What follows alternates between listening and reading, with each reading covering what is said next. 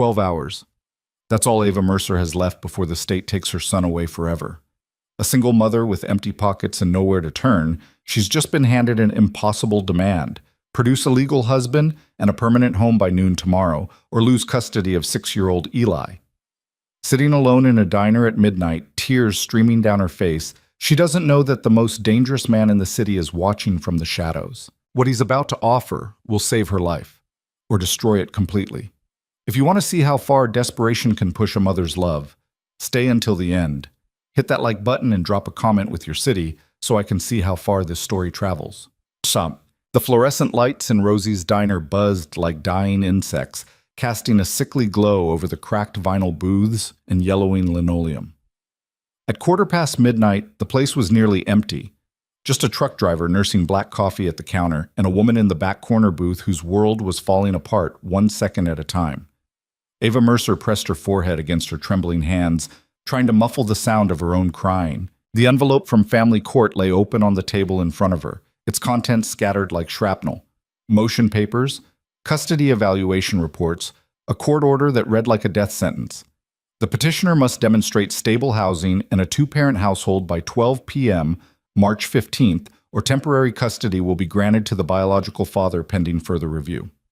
March 15th, tomorrow, 12 hours from now. Ma'am? The waitress, a tired woman named Gloria who'd worked the night shift for 20 years, hovered nearby with a coffee pot. You want a refill? Ava shook her head without looking up. She couldn't afford the $2 she'd already spent on the cup growing cold in front of her, but she'd needed somewhere to sit that wasn't the cramped studio apartment she could barely afford, where Eli was sleeping on the pull-out couch while her elderly neighbor, Mrs. Chen, kept watch. How had it come to this? 6 months ago, Ava had finally found the courage to leave Marcus Chen. No relation to her neighbor, just a cruel coincidence that they shared a last name. 3 years of marriage, 3 years of walking on eggshells, 3 years of hiding bruises under long sleeves and makeup. The final straw had come when she'd seen him raise his hand to Eli, their son barely 6 years old, for spilling juice on the carpet. She'd grabbed Eli and run with nothing but the clothes on their backs and $17 in her purse. The divorce had been ugly. Marcus had money, family money, the kind that bought expensive lawyers and favorable outcomes. Ava had worked double shifts at 2 different diners, saved every penny, and represented herself in court because legal aid was overwhelmed and private attorneys wanted retainers she couldn't dream of affording. She thought she was safe when the judge granted her primary custody. Marcus got supervised visitation every other weekend. It wasn't perfect, but it was enough. She and Eli could breathe, but Marcus had never accepted it. 2 weeks ago, he'd filed an emergency motion claiming Ava was unstable, homeless, exposing their son to dangerous living conditions. His lawyers had presented a case built on carefully constructed lies. Photos of the shabby studio apartment made to look worse than it was. Testimony from a private investigator who'd followed Ava on her worst days. The morning she'd been late to pick up Eli from school because her car had broken down. The afternoon she'd broken down crying in the grocery store parking lot when her debit card was declined. They painted a picture of a woman barely holding on. And the terrible truth was, it wasn't entirely a lie. The court-appointed evaluator had been sympathetic but firm. Ms. Mercer, I can see you're trying, but trying isn't always enough. Your housing situation is precarious. You're month to month in a building with multiple housing code violations. You work 70 hours a week, which means your son is in inconsistent childcare, and you have no family support system, no partner, no backup plan if something goes wrong. I'm his mother, Ava had said, her voice breaking. I love him. I protect him. I don't doubt that. But Mr. Chen can provide stability, a house in a good school district, a steady schedule, 2-parent household with his new wife. The words had hit like a physical blow. Marcus had remarried already, some woman named Jennifer who smiled in court photos and had probably never met Eli. The judge had offered a compromise that wasn't really a compromise at all. If Ava could demonstrate stable housing and a 2-parent household within 30 days, she could retain primary custody. Otherwise, Eli would live with his father. 30 days had seemed impossible, but Ava had scrambled, searching for apartments she couldn't afford, filling out applications for housing assistance that went nowhere, even signing up for dating apps in desperation before realizing how insane that was. Then yesterday, Marcus's lawyers had filed another motion claiming Ava was deliberately stalling. They'd requested an expedited hearing, and a judge had granted it. The new deadline, tomorrow at noon. 12 hours. Ava had spent the day in a panicked frenzy. She'd begged her landlord for a lease instead of month to month, but he'd refused. She was a liability, he said, always one paycheck away from missing rent. She'd called every social service agency in the city, but no one could help on such short notice. She'd even swallowed her pride and called her mother in Ohio, a woman she hadn't spoken to in 5 years, but the number had been disconnected. By evening, she'd exhausted every option. There was nothing left to do but sit in this diner and try to figure out how to tell her son that everything was about to change. A fresh wave of tears spilled down her cheeks. She pressed a napkin to her face, trying to maintain some shred of dignity, even though there was almost no one here to witness her breakdown. Almost no one. At the far end of the diner, in the darkest corner booth where the overhead light had burned out weeks ago, a man sat alone.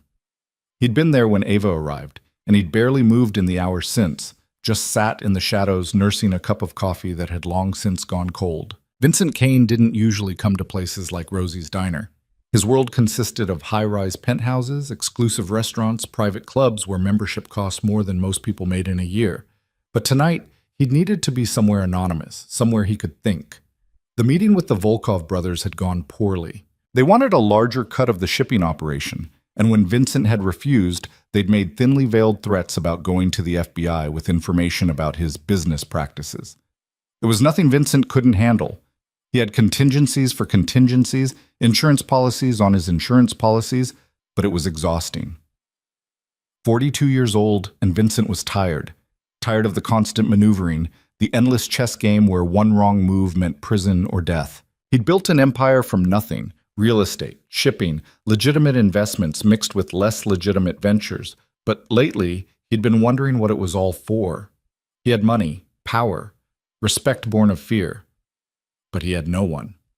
The thought had been gnawing at him for months, growing sharper with each passing day. He'd never married, never had children, never allowed anyone close enough to become a liability. In his world, attachment was weakness. Love was leverage waiting to be exploited. So why did the emptiness feel heavier lately?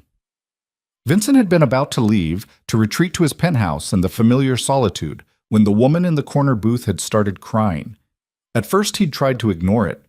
Other people's problems weren't his concern, but something about the way she wept, quietly, desperately, like someone who'd run out of hope, made him pause.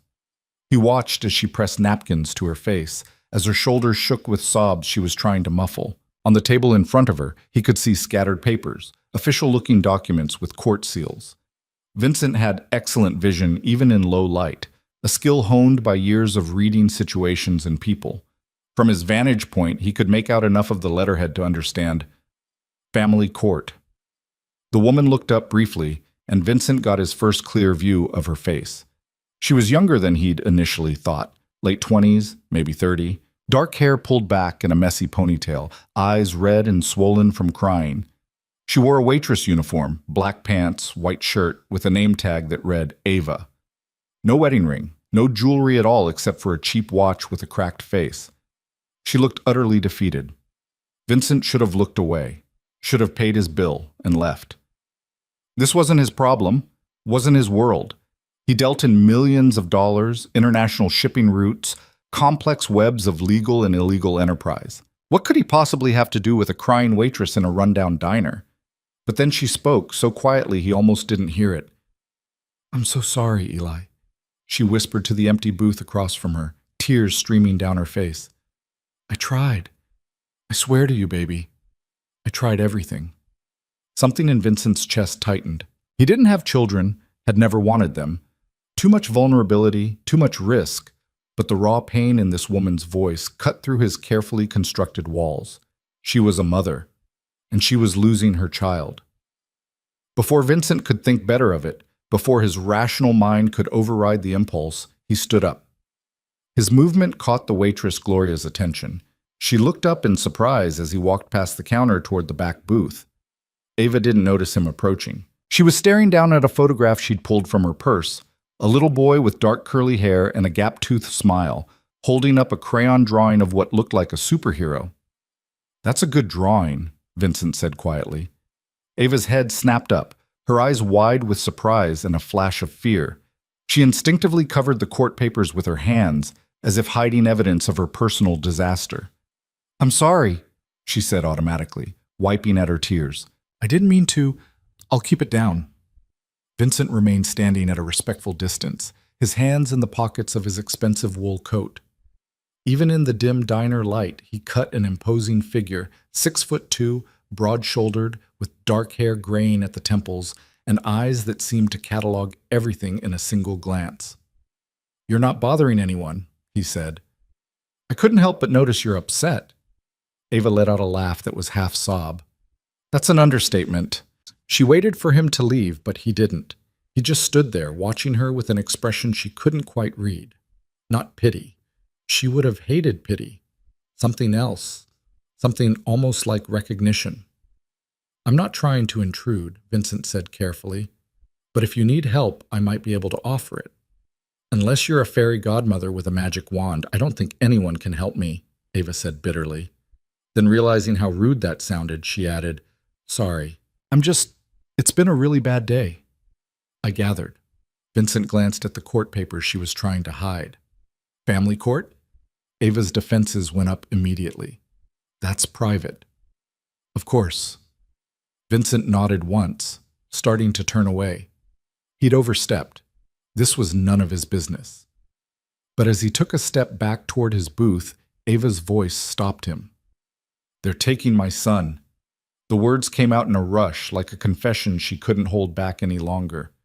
Vincent turned back slowly. Ava was staring at the photograph of Eli, tears running freely down her face now.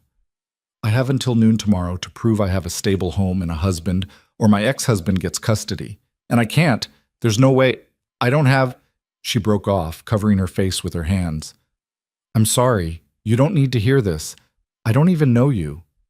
Vincent stood very still, processing what she'd said. A custody battle with an impossible deadline. A woman with no resources, no support, facing a system designed to favor stability over struggle. The rational part of his mind was already calculating, measuring risk against reward.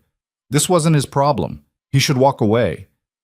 But the other part of his mind, the part that had been feeling hollow and empty for months, was doing different calculations entirely. "What if you could have both by morning?" Vincent asked quietly. Ava lowered her hands, looking at him like he'd spoken a foreign language. "What?" "A permanent home, a legal husband, everything the court requires." Vincent met her eyes directly. "What if I could provide that?" For a long moment, Ava just stared at him. Then she laughed, a sharp, almost hysterical sound. "Are you insane? Do you even understand what you're saying?" "Perfectly."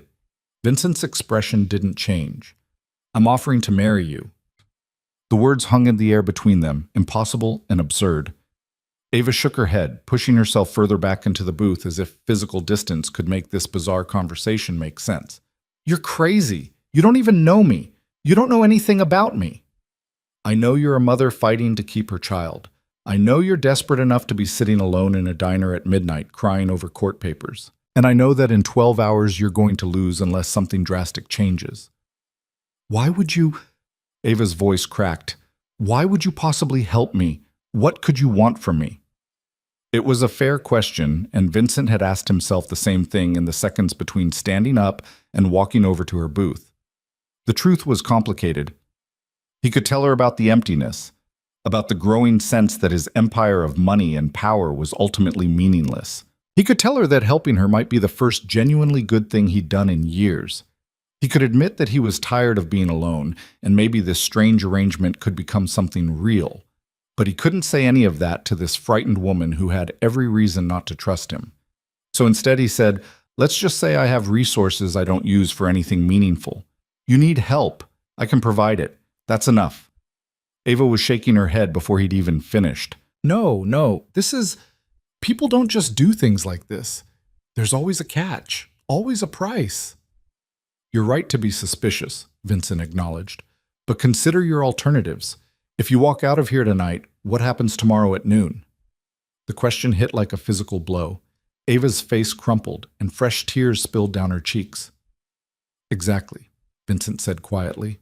So what do you have to lose by listening? Ava wanted to argue, wanted to tell this stranger to leave her alone. But he was right. She had nothing left to lose except Eli, and she was losing him anyway. I can't pay you, she whispered. I don't have any money. I can barely afford rent. I don't want your money. Then what do you want? Vincent considered the question. What did he want? A chance at redemption? A purpose beyond profit margins and power plays? Or maybe just the opportunity to be something other than the cold, calculating criminal the world saw when they looked at him?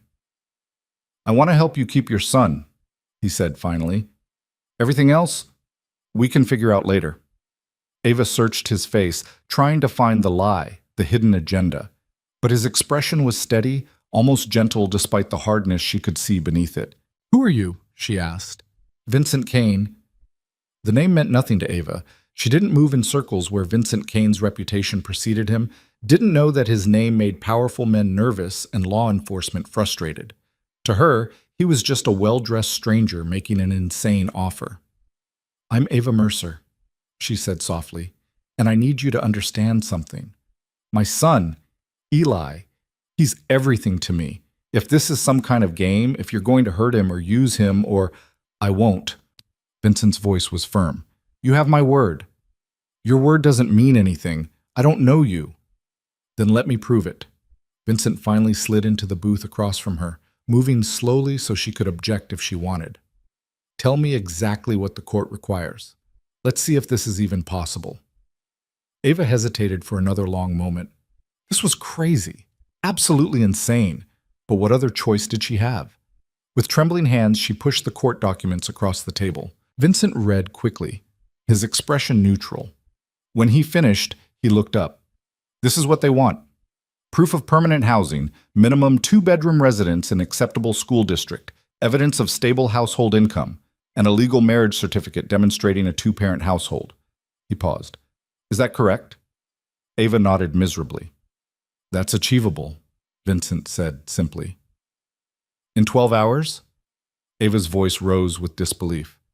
In less, if we start now. Vincent pulled out his phone, already calculating. I own several properties throughout the city. One is a house in Riverside Park, 4 bedrooms, excellent school district, currently vacant. We can establish immediate residency. I'll have my attorney draw up marriage documents and file them with expedited processing.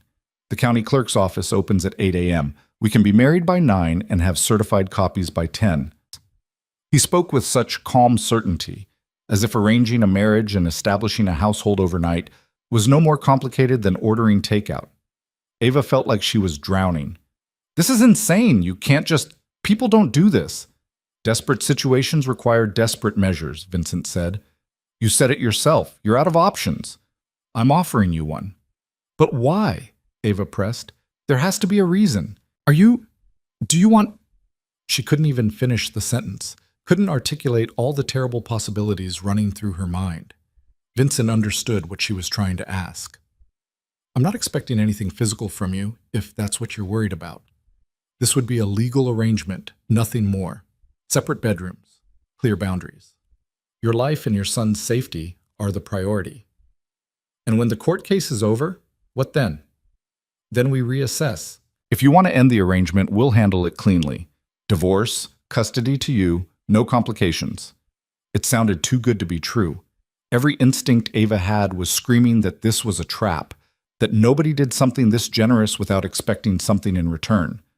But a small, desperate voice in the back of her mind whispered, what if it's real? What if this is the miracle you've been praying for? I need conditions, Ava heard herself say. If we do this, I need rules, boundaries. Of course. Vincent pulled a pen from his coat pocket and grabbed a napkin from the dispenser. Tell me what you need. Ava's mind raced. Separate bedrooms, like you said. No physical contact, no expectations. Vincent wrote it down. Done. What else? Eli is my priority. Always. Any decision about him goes through me first. Agreed. And I need to know who you are, really. I can't bring my son into a stranger's home without knowing what we're walking into. That was fair, though it complicated things. Vincent had spent years building walls between his legitimate business interests and his less legal ventures. But if he was going to ask this woman to trust him, he owed her some truth. "I'm a businessman," he said carefully. "Real estate, shipping, investments. Some of my business practices operate in gray areas. I'm not going to lie and tell you everything I do is perfectly legal, but I keep my personal life separate from my work. Your son would be safe." Ava absorbed this, her stomach twisting. Gray areas meaning what, exactly? Meaning I've made enemies. Meaning some people would love to have leverage against me. Meaning that associating with me comes with risks. "You're telling me this might make things worse?" Ava's voice rose in panic. "I'm telling you I'll protect you," Vincent said firmly. "Both of you. That's the promise. But you deserve to know what you're walking into." Ava pressed her hands to her face, trying to think clearly through the panic and exhaustion and desperate hope all churning together. She thought about Eli, asleep at home, unaware that tomorrow might be the day he was taken from her. She thought about Marcus's smug face in court, about the way he'd looked at her like she was garbage he'd finally disposed of properly. She thought about the court-appointed evaluator's sympathetic but unyielding voice. Trying isn't always enough. Maybe it wasn't. Maybe she needed to do more than try. Maybe she needed to be willing to risk everything. "If I agree," Ava said slowly, lowering her hands to meet Vincent's eyes, "if I say yes to this, I need you to understand something. My son is my whole world. If you hurt him, if you put him in danger, if any of this goes wrong, I will fight you with everything I have. I don't care how powerful you are or what resources you have. I will burn your entire life down." Instead of being offended, Vincent smiled, a genuine smile that transformed his severe face into something almost warm. "Then we understand each other perfectly," he said, "because that's exactly the kind of mother Eli needs." Ava felt something crack open in her chest. Not quite hope, not yet, but maybe the possibility of hope. "Okay," she whispered. "Okay, I'll do it." Vincent nodded once, as if they'd just agreed to a standard business transaction, rather than something that would change both their lives irrevocably. "Then we need to move quickly." He checked his watch, 12:47 a.m. "I'll make some calls, get things in motion. Where's Eli now?" "With my neighbor, Mrs. Chen. She's watching him while I tried to figure this out." "Good. We'll pick him up first thing in the morning. No point in waking him now." Vincent was already typing on his phone. "Give me your address. I'll have a car there at 7 a.m. "A car?" Ava felt like she was being swept along by a current she couldn't control. "We have a lot to accomplish before noon. A car will be faster than— What do you drive?" "I don't. My car died 3 months ago. I take the bus." Vincent's expression flickered with something, not pity, exactly, but recognition of just how desperate her situation had been. "The car will be there at 7, he said firmly. "Pack whatever you and Eli need for a few days. We'll get the rest later." Ava nodded numbly, still half convinced she was dreaming. Or having a breakdown. Maybe she'd passed out from stress and this entire bizarre conversation was a hallucination. But Vincent was still typing on his phone, speaking to someone in a low voice about marriage licenses and property transfers, and a dozen other details that made this feel terrifyingly real. When he ended the call, he looked at Ava with an expression that was almost gentle. "You should go home. Get some rest. Tomorrow is going to be intense." "I can't rest." Ava's laugh was slightly hysterical. "I'm about to marry a complete stranger so I don't lose my son. How exactly am I supposed to rest?" "Fair point." Vincent stood, pulling out his wallet. He dropped several bills on the table, far more than was needed for 2 cups of coffee. "But try. Eli will need you at your best tomorrow." He was right. Ava forced herself to stand, gathering the scattered court papers and shoving them back into the envelope. Her hands were still shaking. "Vincent," she said as he turned to leave. He paused, looking back at her. "Why are you really doing this?" For a long moment, Vincent didn't answer. Then he said quietly, "Because I can. And because maybe it's time I did something that matters." Then he was gone, walking out of the diner into the cold March night, leaving Ava standing alone with the wreckage of her old life and the terrifying possibility of a new one. Gloria approached with the coffee pot. Honey, was that man bothering you? Because I can call. No, Ava said quickly. No, he was helping. Gloria raised an eyebrow but didn't press. She'd been working late-night diner shifts long enough to know that sometimes people's problems were bigger than coffee refills and small talk could reach. Ava walked out into the night, her mind spinning. She caught the last bus home, sat in the back, and stared out the window at the dark city streets. Somewhere out there, Vincent Kane was setting impossible wheels in motion. And in 12 hours, she'd either be walking into court with everything she needed to keep Eli, or she'd be making the biggest mistake of her life. When she got home, Mrs. Chen was dozing in the armchair, and Eli was sleeping peacefully on the pull-out couch, his favorite stuffed dinosaur tucked under his arm.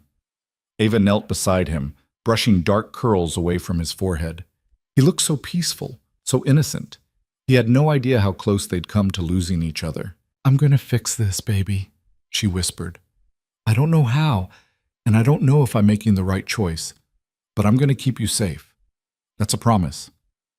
Eli shifted in his sleep, his small hand reaching out to grab hers. Ava held on tight, feeling the weight of every decision she'd made and every decision still to come.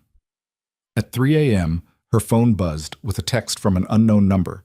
"Car will arrive at 7 a.m. sharp. Bring Eli's favorite things, books, toys, whatever makes him comfortable. The house is ready. My attorney will meet us at the clerk's office at 8:30. Everything is in motion. Try to sleep. V." Ava stared at the message for a long time. Then she typed back, "Thank you. I still don't understand why you're doing this, but thank you." The response came almost immediately. "You don't have to understand it. You just have to trust it. See you in the morning." Ava set the phone down and closed her eyes, knowing sleep wouldn't come. In a few hours, she'd be putting her son in a car with a stranger, walking into a marriage that was as much a business transaction as a rescue, gambling everything on the word of a man who admitted he operated in gray areas. It was reckless. It was terrifying. It was the only choice she had. At exactly 7 a.m., a sleek black car pulled up in front of Ava's building. She'd been ready for an hour, 2 duffel bags packed with Eli's clothes and toys, her own meager belongings barely filling half of one bag. Eli stood next to her, drowsy and confused. "Mama, where are we going?" "We're going to a new place, sweetheart," Ava said, trying to keep her voice steady. "It's going to be nice. You'll have your own room and Miss Mercer." The driver who stepped out of the car was professional, courteous, wearing a black suit that probably cost more than 3 months of Ava's rent. "I'm Thomas. Mr. Kane sent me to collect you and your son." Eli pressed closer to Ava's leg, suddenly shy. Ava squeezed his shoulder reassuringly. "Thank you, Thomas," she said, her voice stronger than she felt. The drive-through morning traffic was surreal. Ava watched the city slide past the tinted windows, moving from a rundown neighborhood to progressively nicer streets. Eli was glued to the window, mesmerized by the fancy car and the changing scenery. "Mama, is this a limousine?" he whispered loudly. "Not quite, baby. Just a nice car." "Are we rich now?" The innocent question broke Ava's heart a little. "No, sweetheart. We have some help right now, from a friend." "What friend?" Before Ava could figure out how to answer, the car pulled up in front of a stunning brick house in Riverside Park. It was nothing like Ava had imagined, not a cold, sterile mansion, but a warm, elegant home with a well-maintained yard and flower boxes in the windows.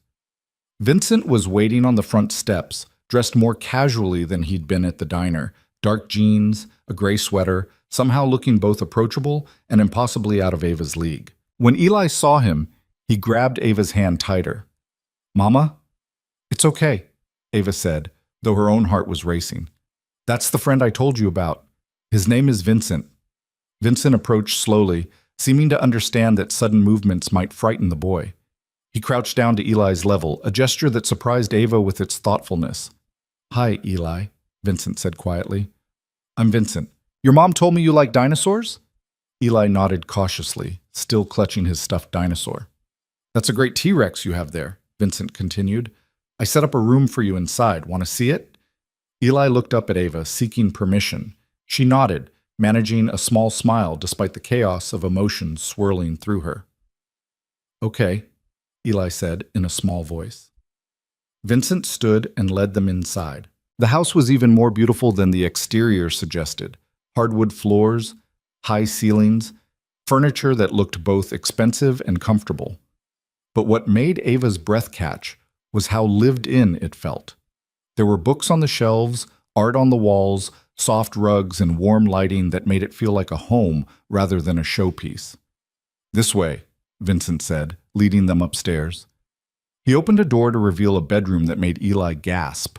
The walls were painted a soft blue, and there was a proper bed with dinosaur-themed bedding, a bookshelf already filled with children's books, and a toy box in the corner.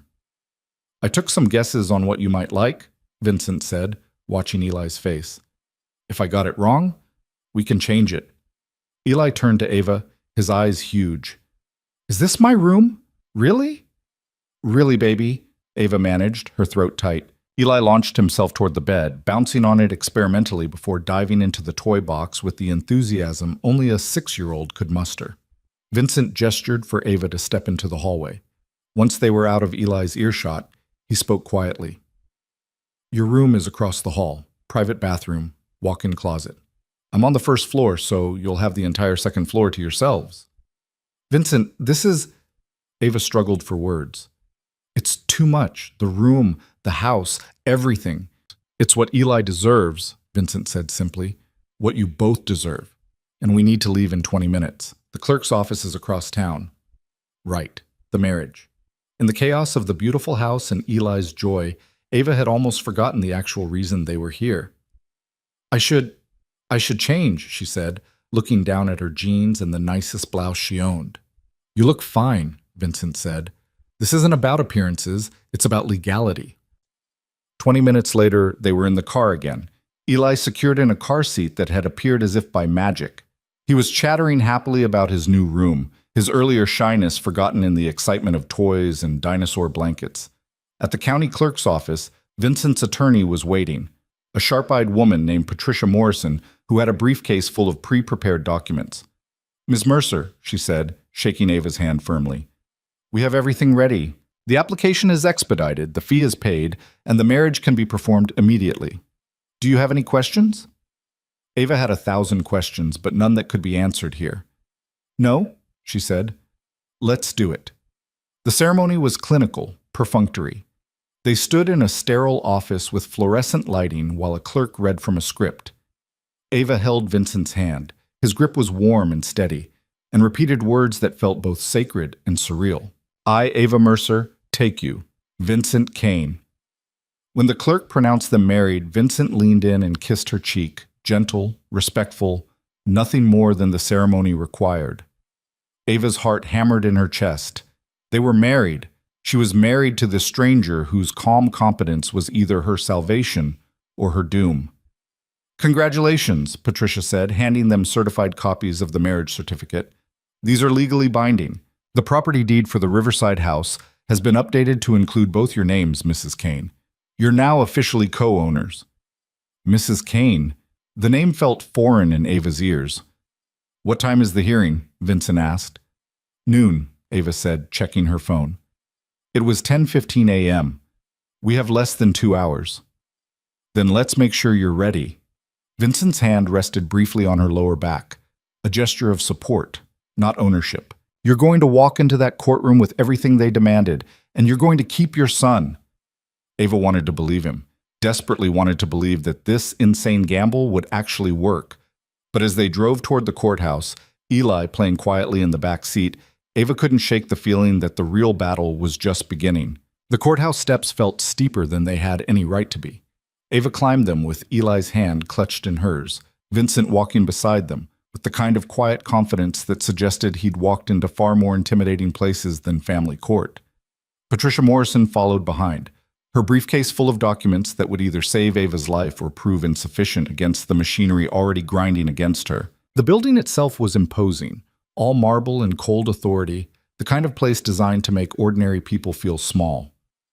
Ava had been here twice before, and each time the architecture had seemed to whisper that she didn't belong, that women like her didn't win battles in places like this. Mama, why are we at a big building? Eli asked, his voice echoing in the cavernous entryway. Ava knelt down, smoothing his hair back with trembling fingers. We have to talk to a judge, sweetheart. It's boring grown-up stuff, but it won't take long. Is Vincent coming too? Yes, baby, Vincent's coming. Eli seemed satisfied with this answer. In the few hours since they'd arrived at the house, he'd warmed to Vincent with the easy trust of childhood. Vincent had shown him where the kitchen was, promised him they could explore the backyard later, and treated him with a gentle respect that Ava hadn't expected from a man who admitted to operating in moral gray areas. They made their way through security and up to the third floor, where family court proceedings ground through human tragedies with bureaucratic efficiency. The hallway was crowded with lawyers, social workers, and families in various states of crisis.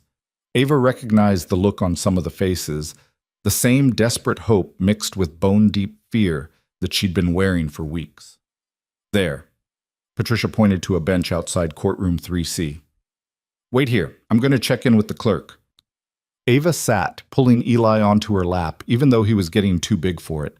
Vincent remained standing, his eyes scanning the hallway with the watchfulness of someone accustomed to identifying threats before they materialized. Ava. The voice made her blood run cold. She looked up to see Marcus striding toward them, flanked by two lawyers in expensive suits. Her ex-husband looked exactly as she remembered. Tall, handsome in a conventional way, with the kind of smile that had once made her feel special and now just made her feel sick. Marcus. Ava's voice came out steadier than she felt. She tightened her arms around Eli protectively. Marcus's eyes swept over her, then landed on Vincent with undisguised curiosity and calculation. And who's this? Another one of your mistakes? Before Ava could respond, Vincent stepped forward, positioning himself slightly between Marcus and Ava. He didn't say anything, just stood there radiating a quiet menace that made Marcus take an involuntary step backward. This is my husband, Ava said, the word still feeling foreign on her tongue. Vincent Kane. Marcus's eyes widened fractionally. Even he apparently had heard the name. One of his lawyers leaned in and whispered something urgently in his ear. Your husband, Marcus repeated, his tone dripping with skepticism. How convenient. You couldn't find a man to marry you in 3 years, but suddenly, the day before the hearing, you produce a husband. The timing isn't suspicious, Patricia said smoothly, appearing at Ava's elbow. Mrs. Kane has been in a relationship with Mr. Kane for several months. They simply accelerated their wedding plans when it became clear that Mr. Chen was trying to manipulate the court system. It was a lie, but delivered with such professional certainty that it almost sounded convincing. Marcus's lead attorney, a silver-haired man named Richard Brennan, who charged $500 an hour, stepped forward. We'll be filing a motion to dismiss this obvious fraud. You can't expect the court to believe that a woman who's been barely surviving suddenly married a wealthy businessman overnight. The marriage is legal and legitimate, Patricia countered. All documentation has been properly filed. Mr. and Mrs. Kane are co-owners of a residence in Riverside Park, which satisfies the housing requirement. Mr. Kane's income provides more than adequate household stability, and most importantly, Eli is thriving in his new environment. We'll see what the judge thinks, Brennan said coldly. Daddy? Eli had been watching the exchange with wide, confused eyes. Now he wriggled out of Ava's lap and took a hesitant step toward Marcus. Marcus's expression transformed instantly into something warm and paternal. Hey, buddy, I missed you. I have a new room, Eli said shyly, with dinosaurs. That's great, son. Maybe you can show it to me soon. The casualness of the statement made Ava's stomach twist. Marcus was already envisioning a world where Eli lived with him, where these new developments were just a temporary obstacle. All parties for Chen versus Kane, the court is ready, a bailiff announced from the courtroom doorway. Ava stood, her legs feeling like water. Vincent's hand found the small of her back again, steady and grounding. You've got this, he said quietly. Remember, you're not the same woman who walked in here last time. You have everything they asked for. Ava nodded, trying to draw strength from his certainty. She took Eli's hand and walked into the courtroom, feeling like she was walking toward either salvation or destruction. The Honorable Judge Sarah Brenner presided over the proceedings with the weary efficiency of someone who'd seen every variation of family tragedy.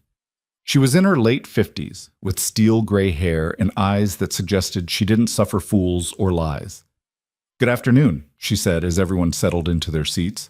"This is a continued hearing regarding temporary custody of Eli Chen, age 6.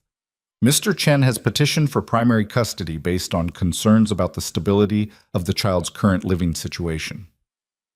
"Ms. Mercer, excuse me, the file has been updated. Mrs. Kane was given 30 days to demonstrate stable housing and household structure. That deadline was subsequently moved to today at the petitioner's request." "Mrs. Kane, I understand you're prepared to present evidence of compliance." "Yes, Your Honor." Patricia stood, pulling documents from her briefcase. "Mrs. Kane was married yesterday to Vincent Kane. They reside together at 847 Riverside Park Drive, a 4-bedroom home in an excellent school district. I have the marriage certificate, property deed, and proof of Mr. Kane's substantial income." She approached the bench, handing over the stack of papers. Judge Brenner reviewed them methodically, her expression giving nothing away. "Mr. Brennan," she said finally, "your client's response?" Brennan stood, his expression one of barely concealed disdain. "Your Honor, this is clearly a fraudulent arrangement designed to circumvent the court's legitimate concerns. Mrs. Kane has been struggling financially for months, unable to provide basic stability for her son. Then miraculously, the day before this hearing, she produces a marriage to a wealthy man? The timing alone suggests this is a sham." "The timing suggests that Mrs. Kane took the court's requirements seriously and took steps to comply," Patricia countered. "There's nothing fraudulent about a legal marriage." "I'd like to call Mrs. Kane to the stand," Brennan said. "I think her testimony will reveal the true nature of this arrangement." Ava's heart dropped into her stomach. She hadn't expected to testify, hadn't prepared for questions designed to expose the truth she was desperately trying to hide. "Mrs. Kane, please take the stand," Judge Brenner said. Ava walked to the witness box on trembling legs. The bailiff swore her in, and she sat down, acutely aware of everyone's eyes on her. Marcus's calculating gaze, Vincent's steady presence, and worst of all, Eli's confused face as he sat with the court-appointed child advocate. "Mrs. Kane," Brennan began, his tone superficially polite, "how long have you known your husband?" Ava's mind raced. Patricia had said months, but lying under oath felt like stepping off a cliff. "We met recently," she said carefully. "How recently?" "A few months ago." The lie tasted bitter. "Interesting. And yet there's no record of you dating anyone, no social media posts, no photographs together, no witnesses to this alleged relationship. Isn't that unusual for a couple planning to marry?" "We kept our relationship private," Ava said, her voice barely above a whisper. "Private enough that your own mother didn't know about it? I have here an affidavit from Eleanor Mercer stating she had no knowledge of any romantic relationship her daughter was involved in." Ava's breath caught. Her mother, the woman she hadn't spoken to in 5 years, had submitted a statement against her? "My mother and I aren't close," Ava managed. "Convenient." Brennan circled like a shark scenting blood. "Mrs. Kane, isn't it true that you met your husband for the first time 2 nights ago in a diner where you were having a breakdown over these custody proceedings?" The question hung in the air like an accusation. Ava's eyes found Vincent's across the courtroom. He gave the slightest nod, as if to say, "Tell the truth." But how could she? The truth would destroy everything. "Answer the question, Mrs. Kane," Judge Brenner said, not unkindly. We... Ava's voice broke. "Your Honor," Patricia interjected, "I fail to see how the timeline of Mrs. Kane's relationship is relevant. The marriage is legal, the housing is secure, and the child's needs are being met. That's what this court required." "The timeline is relevant because it exposes this as a fraud," Brennan shot back. "Mrs. Kane was so desperate that she entered into a sham marriage with a stranger whose background, I might add, is highly questionable." "Objection," Patricia said sharply. "Mr. Kane is not on trial here." "But his character is relevant to Eli's welfare," Brennan argued. He turned to face the judge. "Your Honor, I'd like to enter into evidence a report on Vincent Kane's business activities and known associates." He approached the bench with a thick folder. Ava watched Judge Brenner's expression darken as she read through whatever was in there.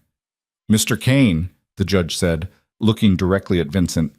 You're not a party to these proceedings, but given the circumstances, I'm going to ask you some questions. Please stand.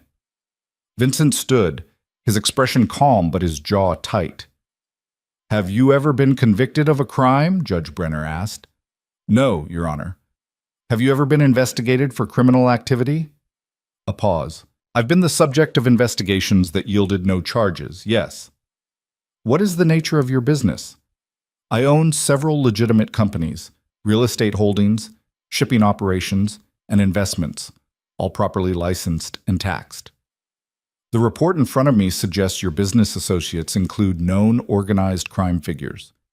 I can't control who other people in my industry choose to associate with, Vincent said evenly. But I've never been charged with any crime related to organized crime or any other criminal enterprise. It was technically true, Ava realized. Vincent had been careful to say he'd never been convicted or charged, not that he'd never done anything illegal. Judge Brenner set the report down with a sigh. Mrs. Kane, please return to the stand. Ava's hands were shaking so badly she had to clasp them together in her lap. I'm going to ask you directly, Judge Brenner said, her tone more gentle now. Is this marriage legitimate? Are you and Mr. Kane in a genuine romantic relationship, or is this an arrangement designed to satisfy the court's requirements? This was it, the moment where Ava had to decide whether to lie under oath or admit the truth and lose Eli forever. She looked at her son, who was watching her with complete trust, believing his mother would fix everything like she always did. Then she looked at Vincent, whose entire posture radiated, I've got you. Whatever you say, I've got you. And Ava made her choice. The marriage was sudden, she said slowly. And yes, the timing was driven by these proceedings, but it's not fake. Vincent offered to help me when I had nowhere else to turn. He's given my son a safe home, and he's treated both of us with more kindness and respect than... She stopped, but everyone knew how that sentence ended. More kindness than Marcus ever had. So, you're admitting this was arranged specifically for these proceedings? Brennan pounced. I'm saying that Vincent saw I needed help, and he helped me, Ava said, her voice growing stronger. Yes, we got married quickly. Yes, it was because of the deadline, but that doesn't make it fake. That makes it unconventional. Unconventional is one word for it, Brennan said dryly. Your Honor, this woman is so unstable and desperate that she married a man with documented connections to criminal activity, all to avoid losing custody to a stable, loving father who can provide... Loving? The word burst out of Ava before she could stop it. You want to talk about loving? Let's talk about why I left Marcus in the first place. Mrs. Kane, Patricia tried to intervene, but Ava was done being careful. Let's talk about this hospital visit when I said I fell downstairs, Ava continued, tears streaming down her face now, sir. Or the time I wore long sleeves in summer to cover bruises. Let's talk about what kind of father threatens to hit a 6-year-old for spilling juice. The courtroom went absolutely silent. Marcus surged to his feet. That's a lie. Your Honor, she's making up stories to... Sit down, Mr. Chen, Judge Brenner said sharply. She turned to Ava, her expression unreadable. Mrs.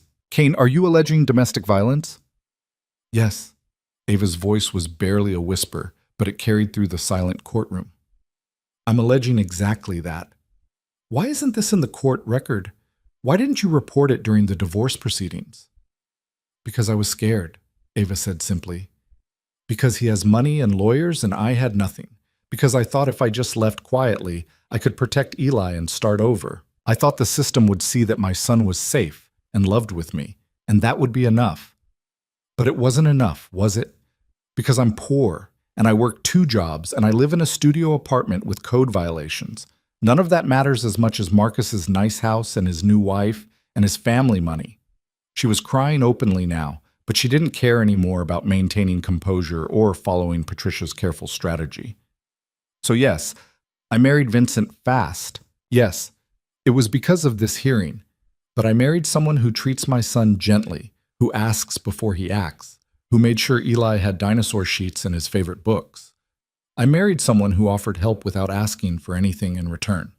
And maybe that's not traditional, and maybe it's not what you wanted to see, but it's real. It's more real than Marcus ever pretending to be a good father for a judge. Judge Brenner sat back in her chair, studying Ava with an intensity that made her want to look away. Then the judge's gaze shifted to Marcus, whose face had gone red with barely suppressed rage. "Mr. Brennan, does your client wish to respond to these allegations?" Judge Brenner asked. Brennan conferred quietly with Marcus before standing. "My client categorically denies all allegations of abuse. Mrs. Kane has never filed a police report, never sought a protective order, never presented any evidence whatsoever of these alleged incidents.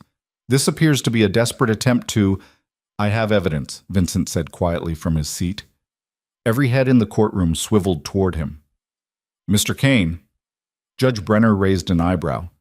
"You have evidence of domestic violence against Mrs. Kane?"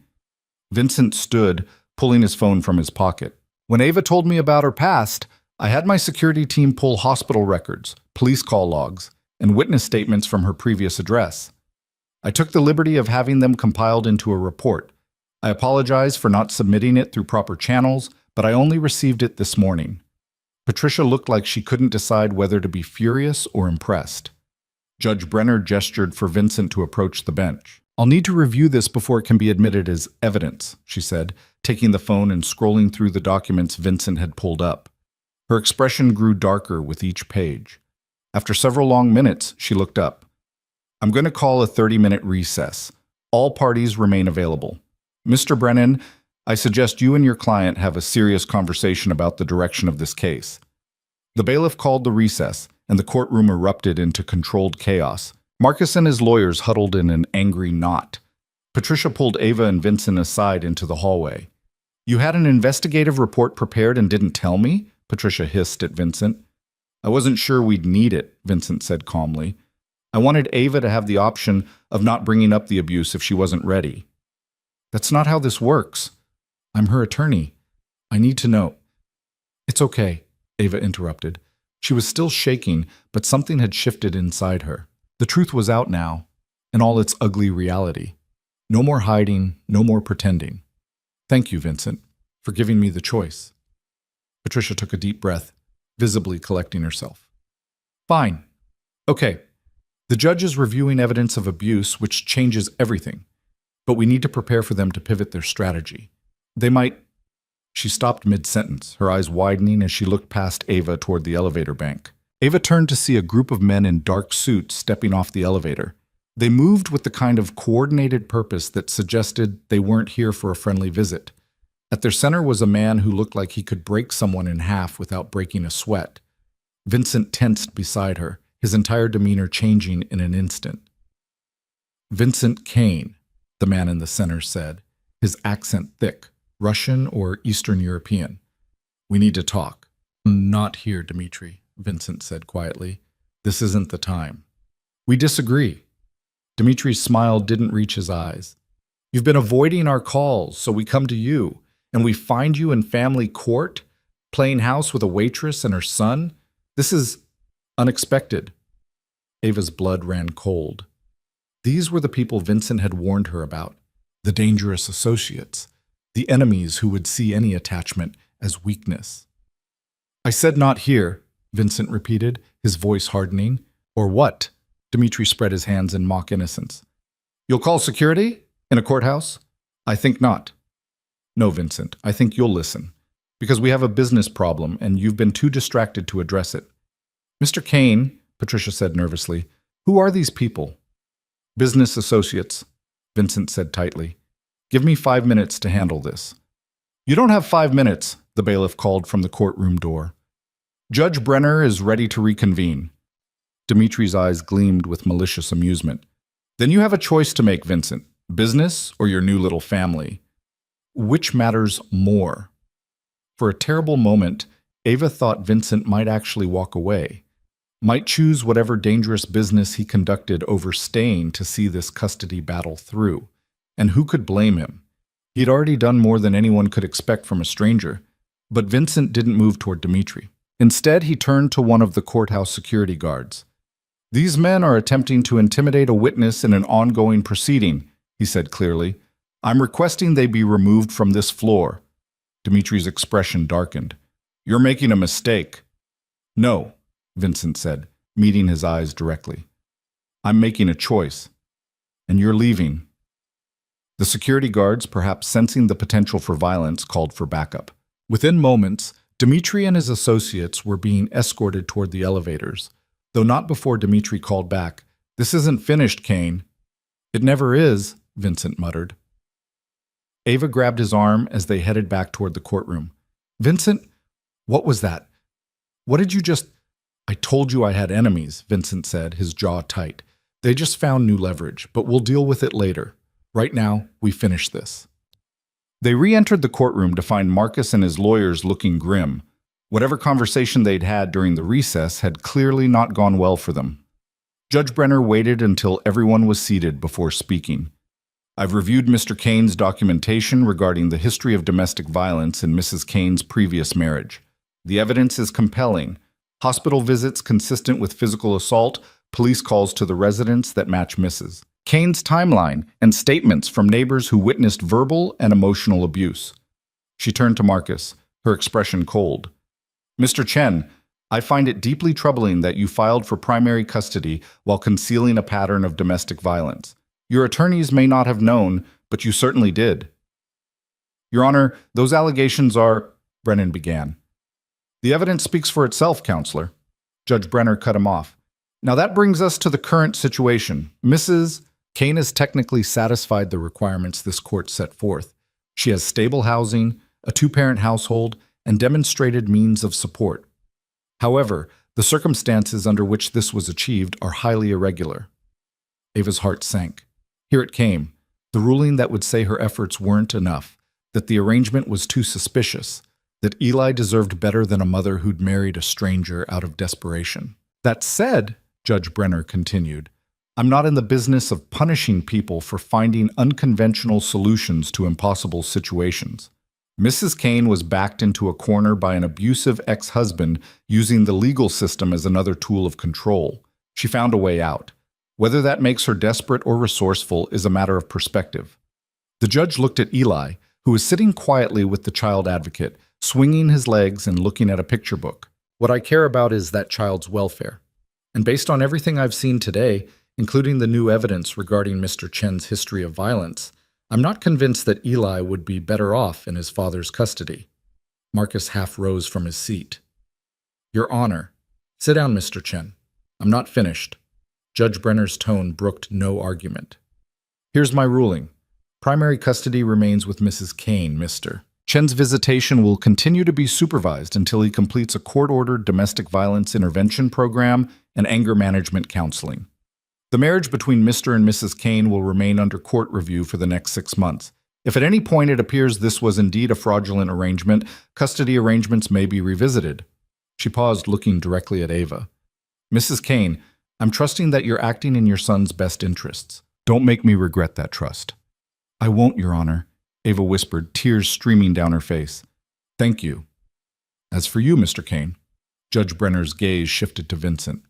"I don't know what your motivations are, and frankly, that's between you and your wife. But if you've inserted yourself into this child's life, you'd better be prepared to follow through. Children don't understand complicated arrangements. They understand who shows up for them." "Understood, Your Honor," Vincent said quietly. "Then we're adjourned." The gavel came down, and Ava's legs nearly gave out. She'd won. Against all impossible odds, she'd actually won. Eli came running over, wrapping his arms around her waist. "Mama, can we go home now, to the dinosaur room?" "Yes, baby," Ava sobbed, pulling him close. "We can go home." Marcus tried to approach, but his lawyers held him back, steering him toward the exit. The look he shot Ava was pure venom. This wasn't over, his expression said. He'd find another way. But for now, for this moment, Ava had her son. And that was everything. Outside the courthouse, Patricia shook Vincent's hand. That was risky, producing evidence at the last minute, but it worked. "Sometimes risk is necessary," Vincent said. "I'll file the official paperwork and keep you updated on the 6-month review process. In the meantime, Mrs. Kane," she turned to Ava, "I'd recommend you and your husband start building a paper trail. Joint bank accounts, shared expenses, evidence of an actual marriage. The court will be watching." After Patricia left, the three of them stood on the courthouse steps. The afternoon sun was breaking through the clouds, warm on Ava's face. "Thank you," she said to Vincent, the words feeling inadequate. I don't know how to. I can never repay. You don't have to, Vincent said simply. He crouched down to Eli's level. Hey, buddy, you hungry? I know a place that makes really good grilled cheese sandwiches. Can we go there? Eli asked, his earlier confusion about courts and judges already fading with the resilience of childhood. Absolutely. As they walked toward the car, Ava felt the weight of the past months lifting fractionally. She wasn't naive enough to think all her problems were solved. Marcus would keep fighting, the court would keep watching, and those dangerous men who'd confronted Vincent weren't going to simply disappear. But for the first time in longer than she could remember, she felt like she wasn't facing everything alone. Vincent held the car door open for her, his hand steady on her elbow as she climbed in. Their eyes met for just a moment, an acknowledgement of everything that had just transpired, everything that still lay ahead. We'll figure it out, he said quietly, as if reading her thoughts.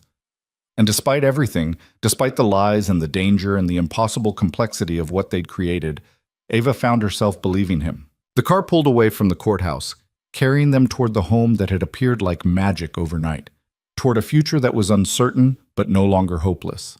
In the back seat, Eli chattered about dinosaurs and grilled cheese, blissfully unaware of how close he'd come to losing everything. Ava reached over and took Vincent's hand. He squeezed back, a silent promise that whatever came next, they'd face it together. For better or worse, they were in this now, all the way. The grilled cheese sandwiches turned out to be from a small cafe 3 blocks from the house, the kind of neighborhood place where the owner knew regulars by name. Eli had devoured his along with chocolate milk, chattering between bites about the toy dinosaurs Vincent had promised to show him when they got home.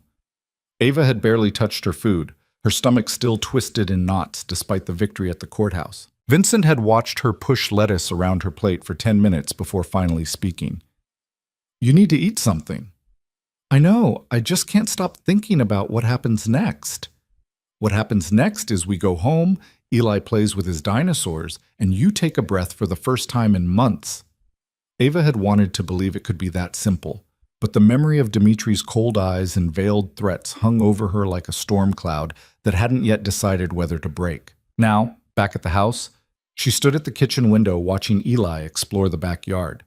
Vincent had installed a swing set at some point in the last 24 hours, and Eli was testing it cautiously, as if afraid it might disappear if he enjoyed it too much. He's going to need time to trust that this is permanent, Vincent said, appearing beside her with 2 cups of coffee. He handed her one without asking if she wanted it. So am I, Ava admitted, wrapping her hands around the warm mug. Vincent, those men at the courthouse, you said you'd deal with it later. It's later. Vincent's jaw tightened. They're associates of the Volkov brothers. I've been trying to extract myself from certain business arrangements, and they're not happy about it. What kind of business arrangements? The kind where goods move through shipping routes without proper documentation. The kind where money changes hands and questions aren't asked. He met her eyes directly. I told you I operated in gray areas. This is what that looks like. Ava's stomach churned. And now they know about me and Eli. They know you care about something other than business. Which makes you leverage, Vincent confirmed grimly. I'm sorry. I should have anticipated they might try something like this, but I didn't think they'd be bold enough to approach me in a courthouse. What do they want? A bigger cut of profits from the shipping operation. And for me to stop asking questions about where certain cargo is going. Vincent set his coffee down, his hands gripping the counter edge. I've been trying to clean up my operations, shift everything to legitimate business. But these partnerships don't dissolve easily. People who operate in the shadows don't just let you walk away into the light. So what are you going to do? Protect you and Eli, whatever it takes.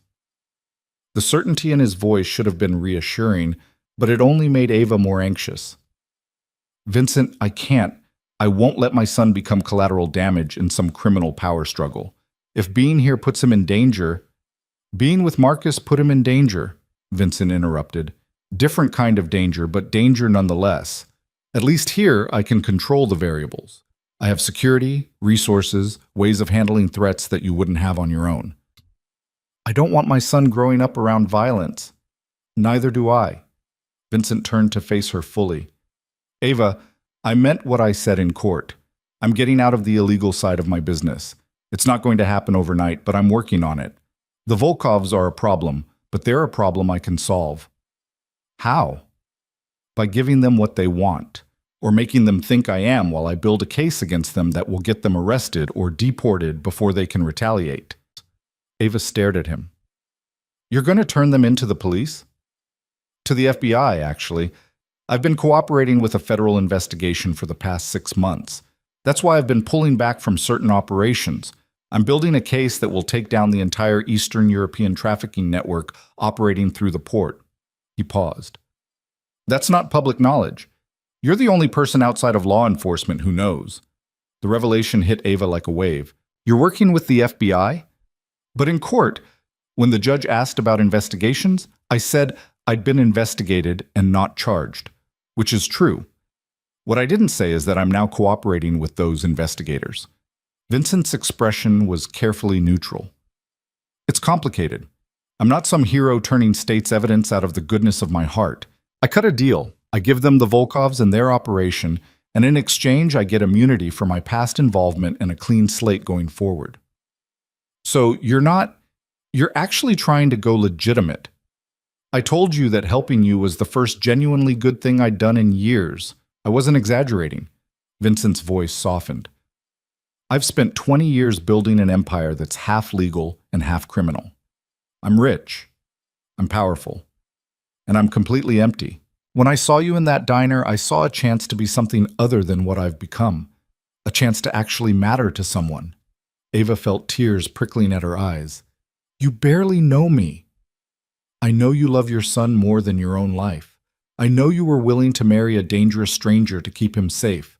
I know you're stronger than you think you are. He reached out slowly, giving her time to pull away, and brushed a tear from her cheek. And I know that for the first time in my life, I want to be the kind of man who deserves to be trusted with that strength. Before Ava could respond, the doorbell rang. Vincent's entire demeanor shifted instantly, his hand moving to his pocket where Ava suddenly realized he probably carried a weapon. Stay with Eli, he said quietly. Don't come to the door. He walked toward the front of the house with the controlled tension of someone expecting trouble. Ava moved to the back door, positioning herself where she could see Eli, but also hear what was happening at the front entrance. She heard Vincent open the door, heard a familiar voice that made her blood run cold. Mr. Kane, I hope I'm not interrupting. Marcus. Ava's hands clenched into fists. What was he doing here? How did he even know the address? You are interrupting, Vincent said coldly. Leave. I just want to talk to my son. 5 minutes. Surely that's not too much to ask. The court order specifies supervised visitation. This isn't supervised, and you weren't invited. Leave before I call the police. I'm his father. Marcus's voice rose with barely contained rage. You can't keep me from my own child. This whole thing is a fraud, and we both know it. You think I'm going to let some criminal take my place? I think you're going to follow the court order, or you're going to find yourself in contempt. Vincent's voice dropped to something dangerous. And if you ever show up at my house uninvited again, you're going to discover that I have very little patience for men who abuse women and children. Is that a threat? It's a promise. Now get off my property. There was a tense moment of silence, then the sound of footsteps retreating and a car door slamming.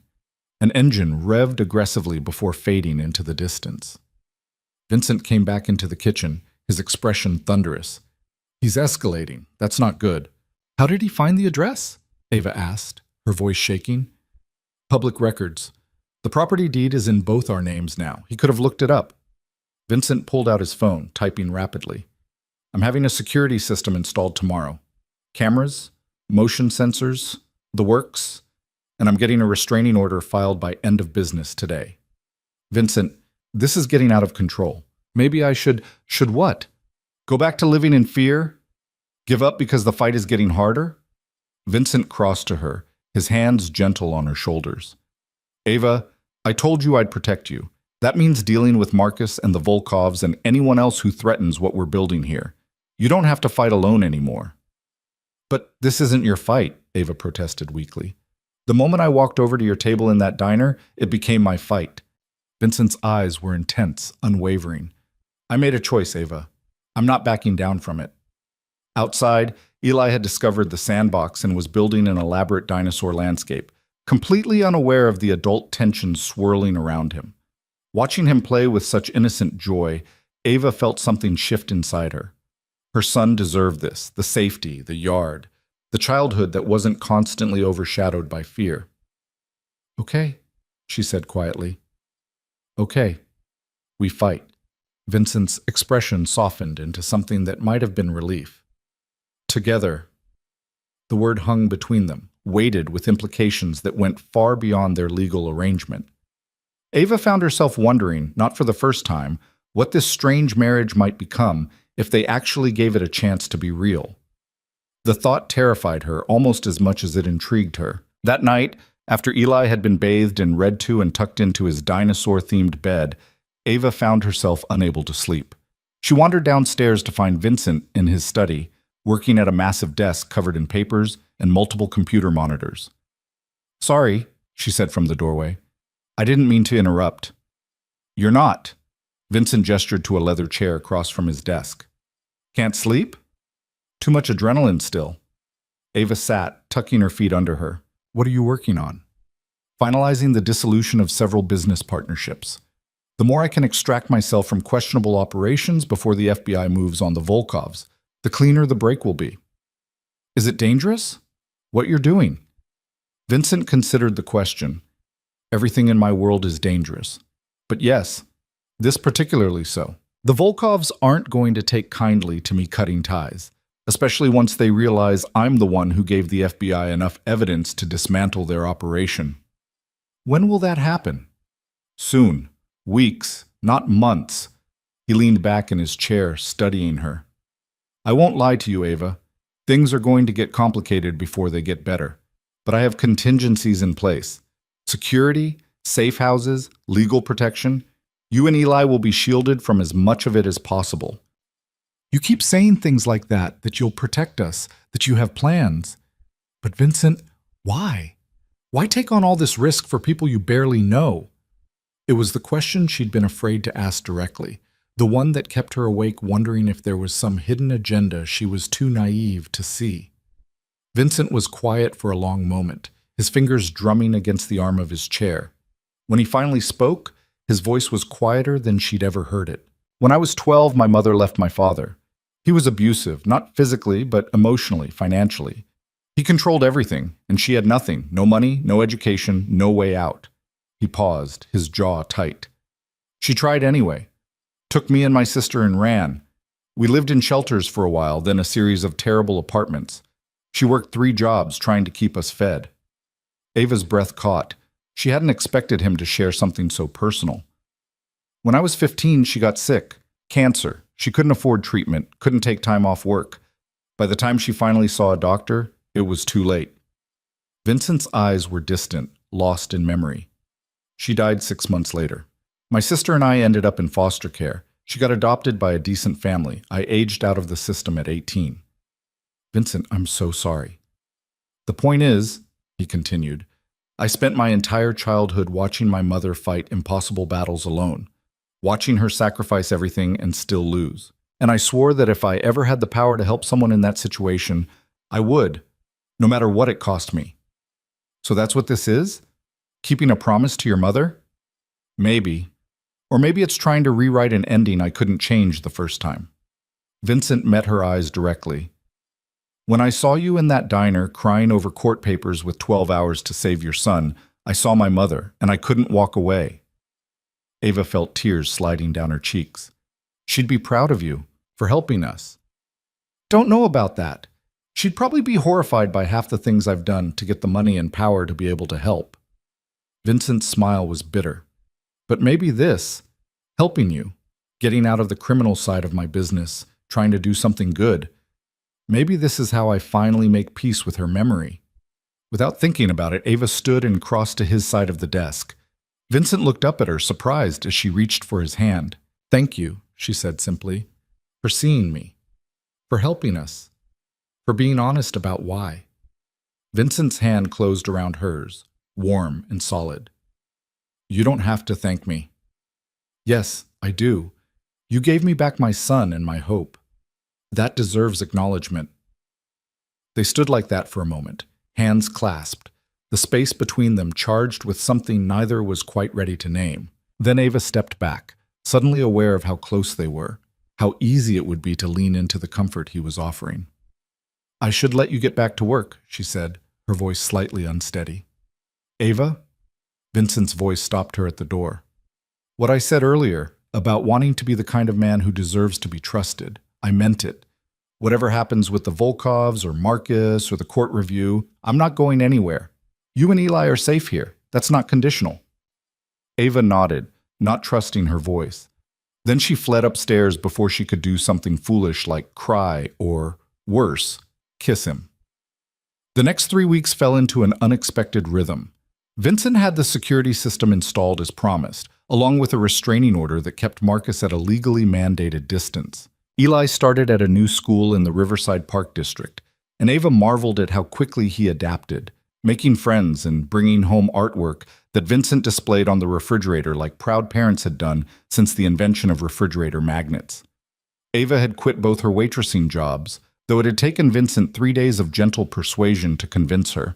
He'd pointed out that the court wanted to see household stability, that Eli needed her available for school pickup and homework help, that they needed to build the appearance of a real marriage, and that was hard to do when she worked 70 hours a week.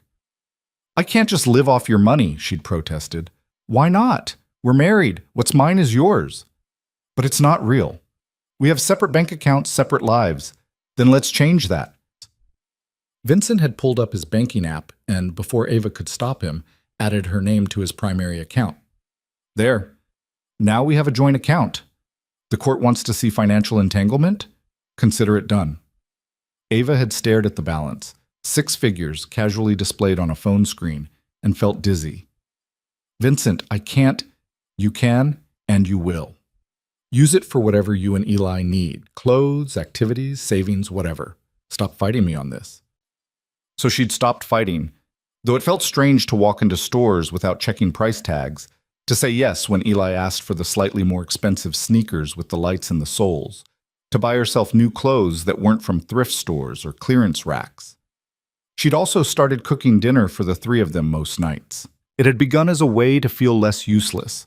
Vincent was handling security and legal issues and financial stability, and Ava needed to contribute something. But the nightly dinners had evolved into something more than obligation. They'd become a ritual, a space where the 3 of them could pretend to be a normal family. Vincent would ask Eli about school, listening with genuine interest as the boy described playground politics and art class projects. Eli would ask Vincent about his work, and Vincent would explain complicated business concepts in 6-year-old terms, somehow making real estate development sound like an adventure story. And Ava would watch them both, her heart doing complicated things she wasn't ready to examine too closely. But beneath the domestic tranquility, tension simmered. Vincent spent increasing amounts of time in his study, doors closed, voice low on phone calls that ended abruptly when she walked by. The FBI agent he was working with, a woman named Sarah Chen, who shared no relation to either Marcus or Ava's neighbor, had started visiting the house after Eli was asleep, reviewing documents and strategy in hushed conferences that Ava was politely excluded from. "It's for your protection," Vincent had explained when she'd asked why she couldn't be part of those meetings. "The less you know about the specifics of the investigation, the safer you are if things go sideways." Things going sideways meaning what, exactly? Meaning the Volkovs figuring out I'm cooperating with federal investigators. Meaning retaliation. Meaning I need you to trust me to handle this part. Ava had wanted to argue, but the exhaustion in Vincent's eyes had stopped her. He was carrying enough weight for both of them. The least she could do was let him carry it without adding her anxiety to the load. Then, 3 weeks and 2 days after the court hearing, everything changed. Ava was making breakfast when her phone rang. The number was blocked, which usually meant spam, but something made her answer. "Ava Mercer?" The voice was female, professional, unfamiliar. "It's Ava Kane now," she corrected automatically, still getting used to the name. "Of course. Mrs. Kane, this is Jennifer Chen, Marcus's wife." Ava's blood turned to ice. "What do you want?" "To talk. Just the 2 of us, woman to woman. I think we may be on the same side, even if it doesn't seem that way." I seriously doubt that. Please, just coffee. 1 hour. I have information you need to hear about Marcus and his plans regarding Eli. Every instinct screamed at Ava to hang up, to tell Vincent, to refuse any contact with anyone associated with Marcus. But the mention of plans regarding Eli made her hesitate. What kind of plans? Ava asked carefully. The kind I can't discuss over the phone. Meet me at Common Grounds Cafe on 5th Avenue at noon. Come alone.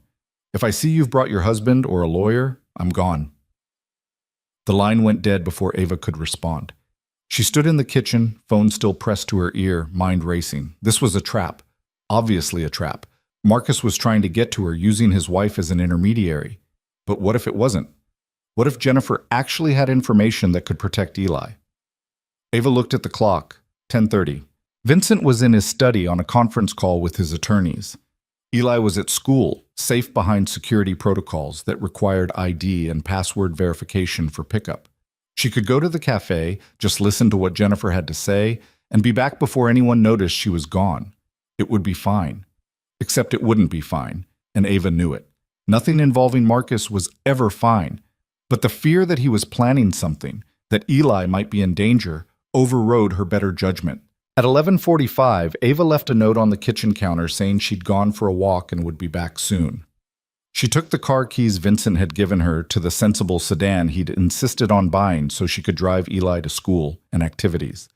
Then she drove to 5th Avenue, her hands shaking on the steering wheel. Common Grounds was an upscale coffee shop with exposed brick and industrial lighting. Ava spotted Jennifer immediately, a blonde woman in her early 30s, attractive in a carefully maintained way, sitting at a corner table nursing a latte. Mrs. Kane, Jennifer stood as Ava approached. Thank you for coming. I haven't agreed to anything except listening, Ava said, not sitting down yet. Talk fast. Jennifer gestured to the chair across from her. Please, this will go easier if we're not standing. Reluctantly, Ava sat. Up close, she could see that Jennifer looked tired, stressed beneath her perfect makeup. I'm going to be direct, Jennifer said. Marcus is planning to file for another custody modification. He's going to claim that your marriage to Vincent Kane puts Eli in danger because of Kane's criminal associations. Vincent doesn't have criminal associations. He's working with the FBI to take down the Volkov trafficking network. Jennifer's smile was grim. I know. Marcus knows too. He hired a private investigator who's been watching your house, following your husband, documenting everything. Ava's stomach dropped. How long has he been doing this? Since the court hearing. He's obsessed with proving your marriage is a fraud and that Kane is a dangerous criminal. He has photos, surveillance footage, documented meetings between your husband and known crime figures. Jennifer leaned forward. Mrs. Kane, Ava, I'm not here to help Marcus. I'm here to warn you because I don't think Eli should be caught in the crossfire of whatever vendetta Marcus is pursuing. Why are you telling me this? You're married to him. I made a mistake. Jennifer's voice cracked slightly. I thought Marcus was a good man who'd been wronged by his ex-wife. He told me you were unstable, vindictive. I believed him. But after we got married, I started seeing what you must have seen. The anger, the need to control everything, the way he talks about you and Eli like your possessions that were stolen from him. Ava felt a rush of vindication mixed with pity. Has he hurt you? Not yet, but I see it coming, and I'm planning my exit. But that's not why I'm here. Jennifer pulled an envelope from her purse. This is everything the private investigator compiled on Vincent Kane. Marcus is planning to submit it to the court next week as part of an emergency custody petition. I made copies because I thought you deserved to know what's coming. Ava took the envelope with trembling hands. Why are you really helping me? Because I watched Marcus obsess over getting Eli back, and I finally realized it has nothing to do with loving his son. It's about winning. It's about punishing you for leaving him. And I can't... Jennifer's voice broke. I can't be part of using a child as a weapon. I just can't. Before Ava could respond, Jennifer stood abruptly, her eyes widening as she looked past Ava toward the cafe entrance. You need to leave. Now. I thought we weren't being followed, but...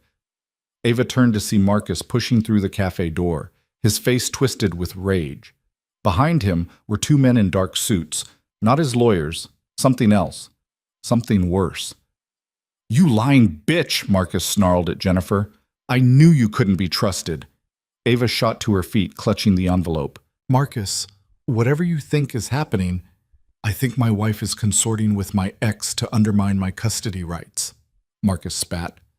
And I think you just violated the terms of the restraining order by initiating contact with my family.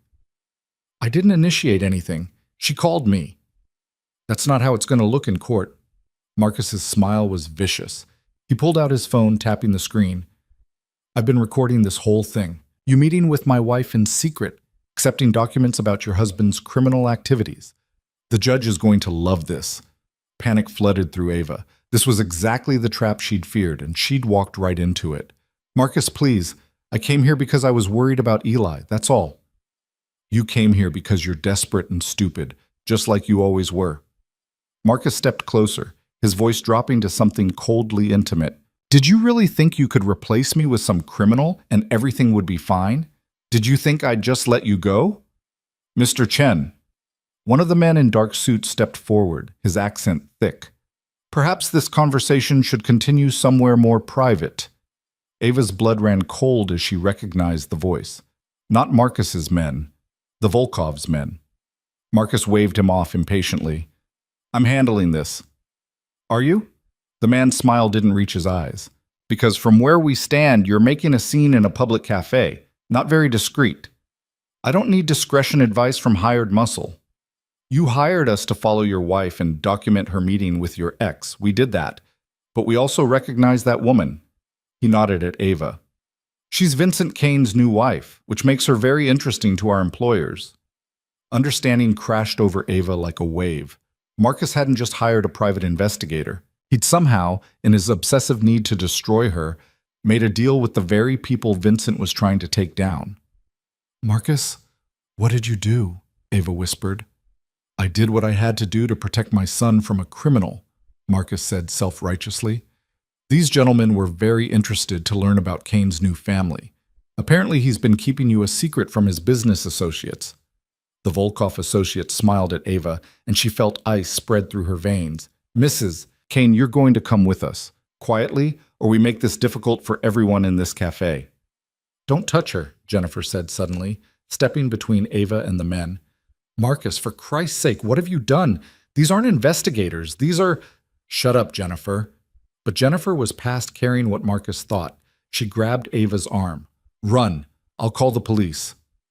Everything happened very fast after that. One of the men lunged for Ava. Jennifer screamed. The cafe erupted into chaos as customers scrambled away from what was clearly becoming a violent confrontation. Ava ran, clutching the envelope, her heart hammering. She made it to the parking lot before hands grabbed her from behind, strong and unyielding. Let her go! Vincent's voice cut through the panic like a blade. Ava twisted to see him standing 10 feet away, flanked by Thomas the driver and two other men she didn't recognize. His expression was absolutely cold. The friendly version of himself he showed at dinner completely absent. The Volkov associate holding Ava didn't release her. Kane, we've been looking forward to a conversation with you. Then you should have called my office. Grabbing my wife in a parking lot is poor form, even for you, Alexei. Your wife? Alexei laughed. Yes, we were surprised to learn you'd gotten married. So out of character. Tell me, does she know what you really are? She knows enough. Now let her go before this gets ugly. I think it's already ugly. I think you've been lying to our employers about your commitment to business. I think this marriage is proof you're going soft. And I think we're going to use her to remind you where your loyalties lie. Vincent moved so fast Ava barely saw it. One moment, he was standing 10 feet away.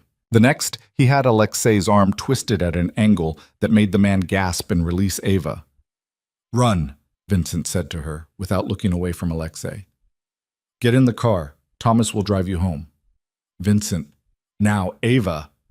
She ran. Thomas bundled her into the black sedan and they were pulling out of the parking lot when Ava looked back to see Vincent and his men facing off against the Volkov associates. Marcus was nowhere to be seen. The coward had apparently fled the moment actual violence became imminent. Is he going to be okay? Ava asked Thomas, her voice shaking. Mr. Kane can handle himself, Thomas said calmly, but his hands were tight on the steering wheel. They were 3 blocks from home when Ava's phone rang. Vincent. Are you safe? His voice was tight. Yes. Thomas is driving me home. Vincent, what? I'm handling it.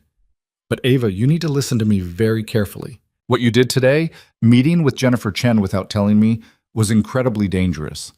I know, I'm sorry. She said Marcus was planning something and I understand why you did it, but from now on, no decisions without talking to me first. The Volkovs know about you and Eli now. That changes everything. He paused, and she heard sirens in the background.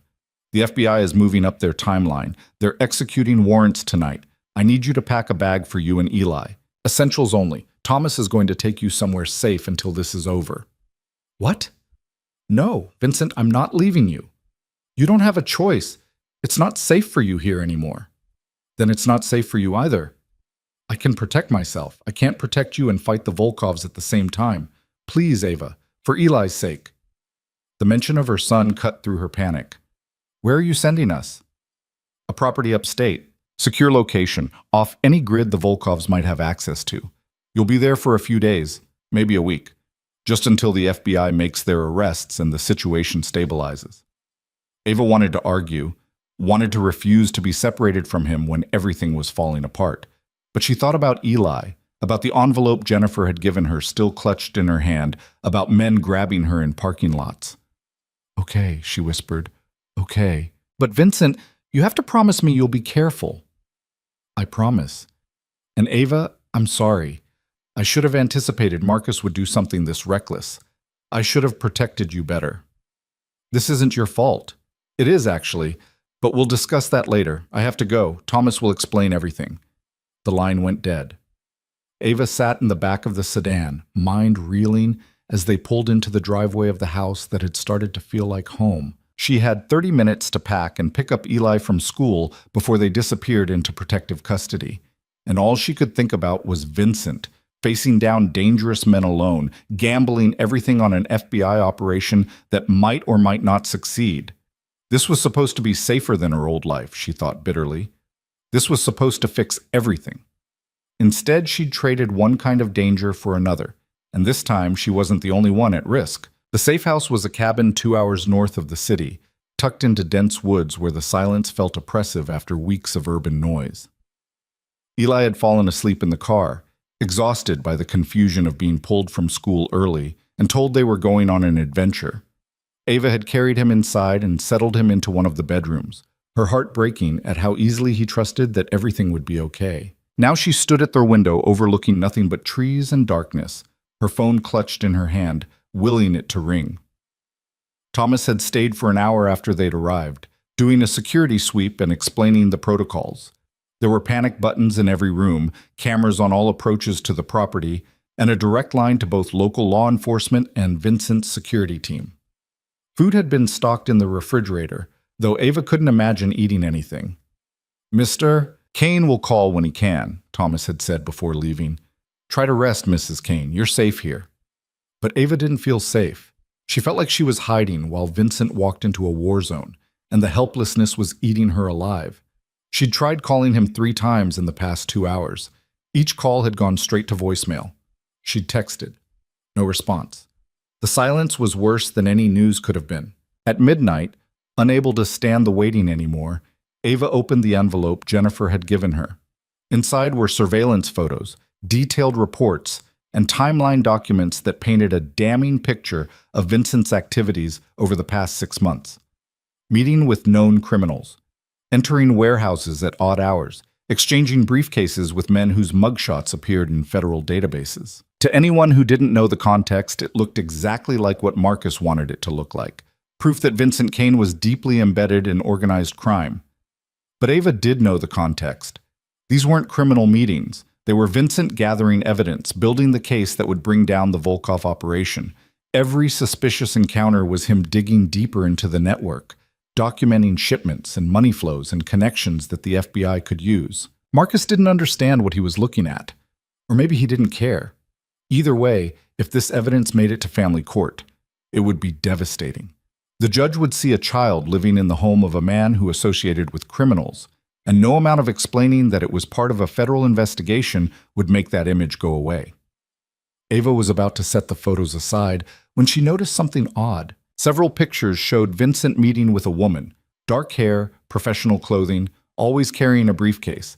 The same woman appeared again and again in different locations, clearly not a random encounter. Ava pulled out her phone and zoomed in on one of the clearer shots. The woman's face was partially visible, and something about her seemed familiar. Then it clicked. She'd seen this woman before, leaving the house late at night 3 weeks ago after one of those closed-door meetings. This was Agent Sarah Chen, the FBI handler, which meant Marcus's private investigator had been photographing Vincent meeting with federal law enforcement and had documented it as evidence of criminal activity. The irony would have been funny if it wasn't so dangerous. A sound from outside made Ava freeze. She killed the lights and moved to the window, her heart hammering. Headlights were cutting through the darkness, coming up the long driveway. Her first instinct was panic. The Volkovs had found them. But then she recognized the car, Vincent's black SUV.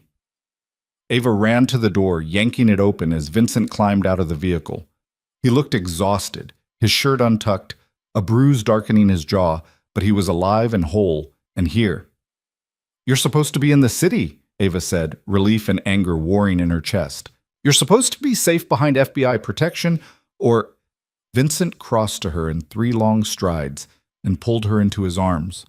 The embrace was sudden and fierce, his face buried in her hair, his whole body tense like he was holding on to something precious that had almost slipped away. "I had to see you," he said roughly. "Had to make sure you were really okay." Ava's arms came up around him automatically, her hands fisting in his shirt. "I'm fine. Eli's fine. What happened?" "Did the FBI—" Simultaneous raids at 4 locations. They arrested 18 people, including both Volkov brothers and most of their upper management. Vincent pulled back enough to look at her face, his hands framing her jaw. "It's over. The network is done."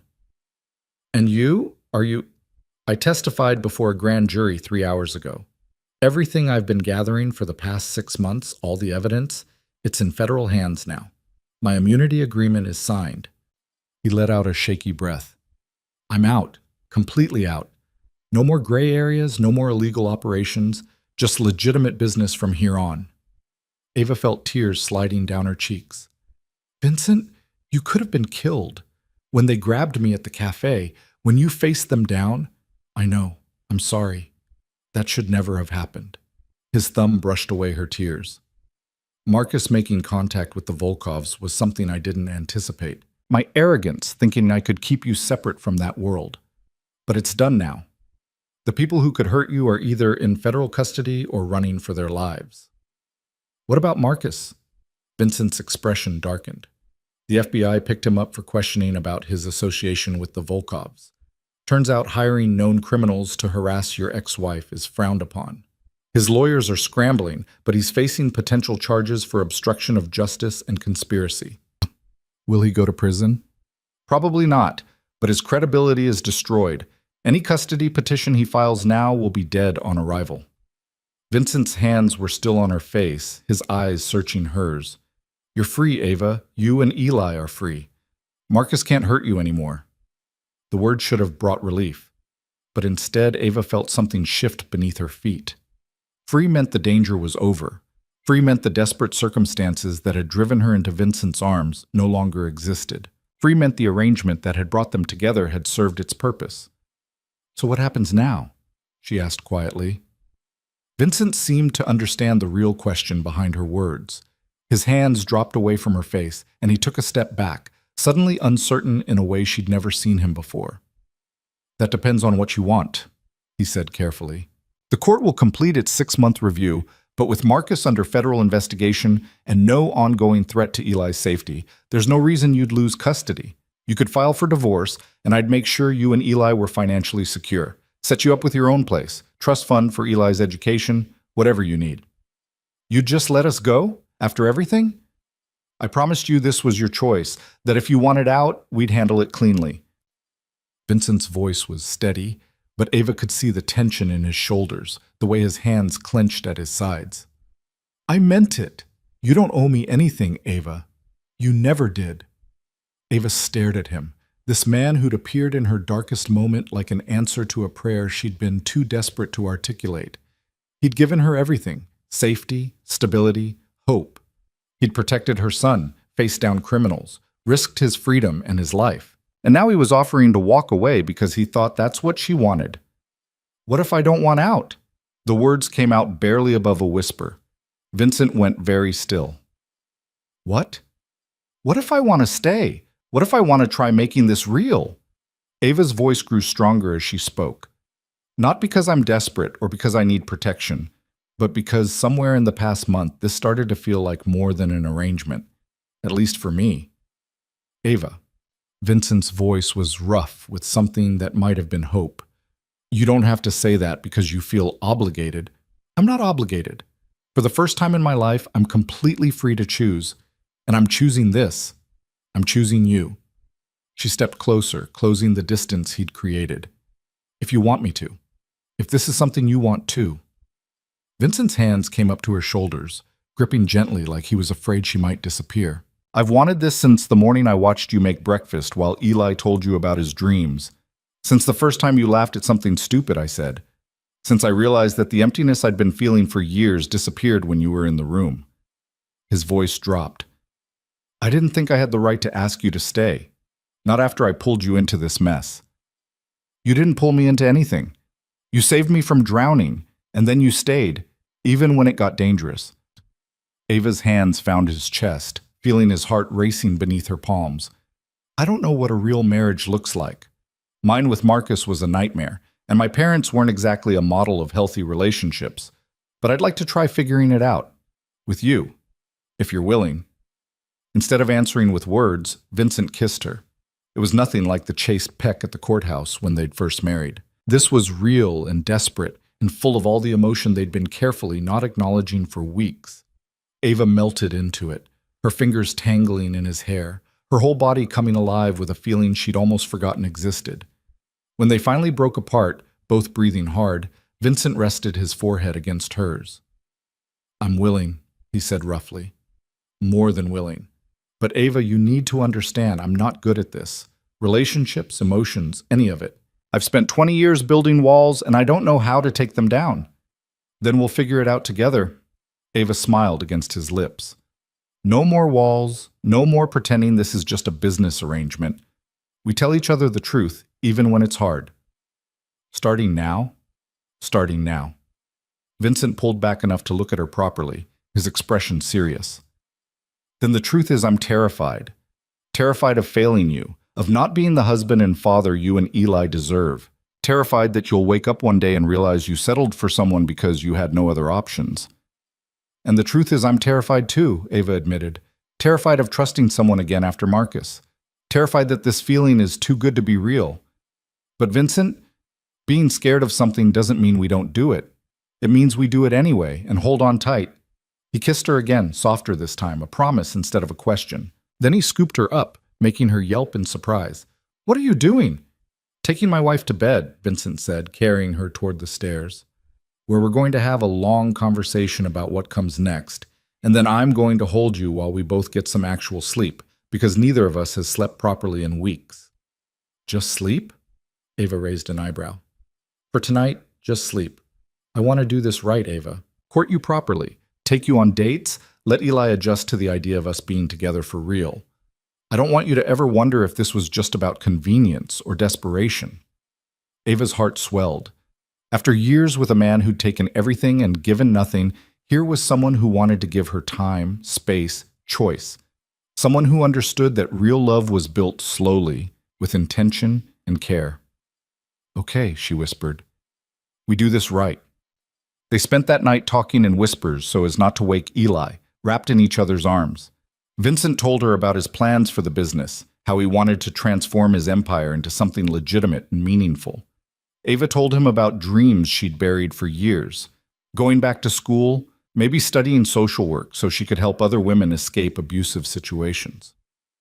I'll support whatever you want to do, Vincent said, his fingers tracing patterns on her shoulder. School, career, anything. You don't have to ask permission or justify it.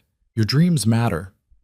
Ava had cried a little at that, overwhelmed by the simple, radical notion that she was allowed to want things for herself. Somewhere around 3 a.m, they finally fell asleep tangled together, and for the first time in longer than Ava could remember, She didn't have nightmares. When she woke, sunlight was streaming through the windows and she could hear Eli's voice downstairs, chattering excitedly about something. Vincent's side of the bed was empty, but she could smell coffee and what might have been pancakes. Ava pulled on a robe and padded downstairs to find Vincent and Eli in the kitchen, both covered in flour. Eli was standing on a chair, carefully pouring batter onto a griddle, while Vincent supervised with the patience of a man who'd clearly never made pancakes with a 6-year-old before. "Mama!" Eli spotted her and beamed. "Vincent's teaching me to make pancakes, but I spilled some on the floor, and on Vincent, and on me." "I can see that," Ava laughed, taking in the disaster zone that had once been a clean kitchen. Vincent looked up, his hair sticking up in odd directions, flour on his cheek, and smiled at her with such open affection that Ava's breath caught. This was what she'd been afraid to hope for, not just safety or stability, but genuine happiness. A family that chose each other. "Morning," Vincent said softly. "Coffee's fresh, and breakfast will be ready in approximately—" He checked the smoking griddle and grimaced. "Never, apparently. I think we've created charcoal." Eli giggled, completely unbothered by the burnt pancakes. "It's okay. We can try again." "That's the spirit," Vincent said, scraping the blackened mess into the trash. "Third time's the charm, right?" Ava poured herself coffee and settled at the kitchen table, watching her son and her husband work together, bickering good-naturedly about proper pancake flipping technique. The domesticity of it all should have felt surreal after everything they'd been through, but instead, it felt right, like puzzle pieces finally clicking into place. Her phone buzzed with a text from Patricia Morrison. "Good news? Marcus's emergency custody petition has been withdrawn. His lawyers are advising him to focus on his own legal troubles. Court review will proceed as scheduled, but barring any unforeseen complications, I expect it to conclude favorably in 3 months. How's the safe house?"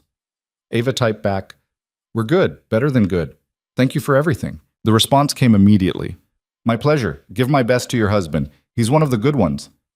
Ava looked up at Vincent, who was now wearing more pancake batter than the griddle held, patiently helping Eli create something that might generously be called breakfast if you squinted hard enough.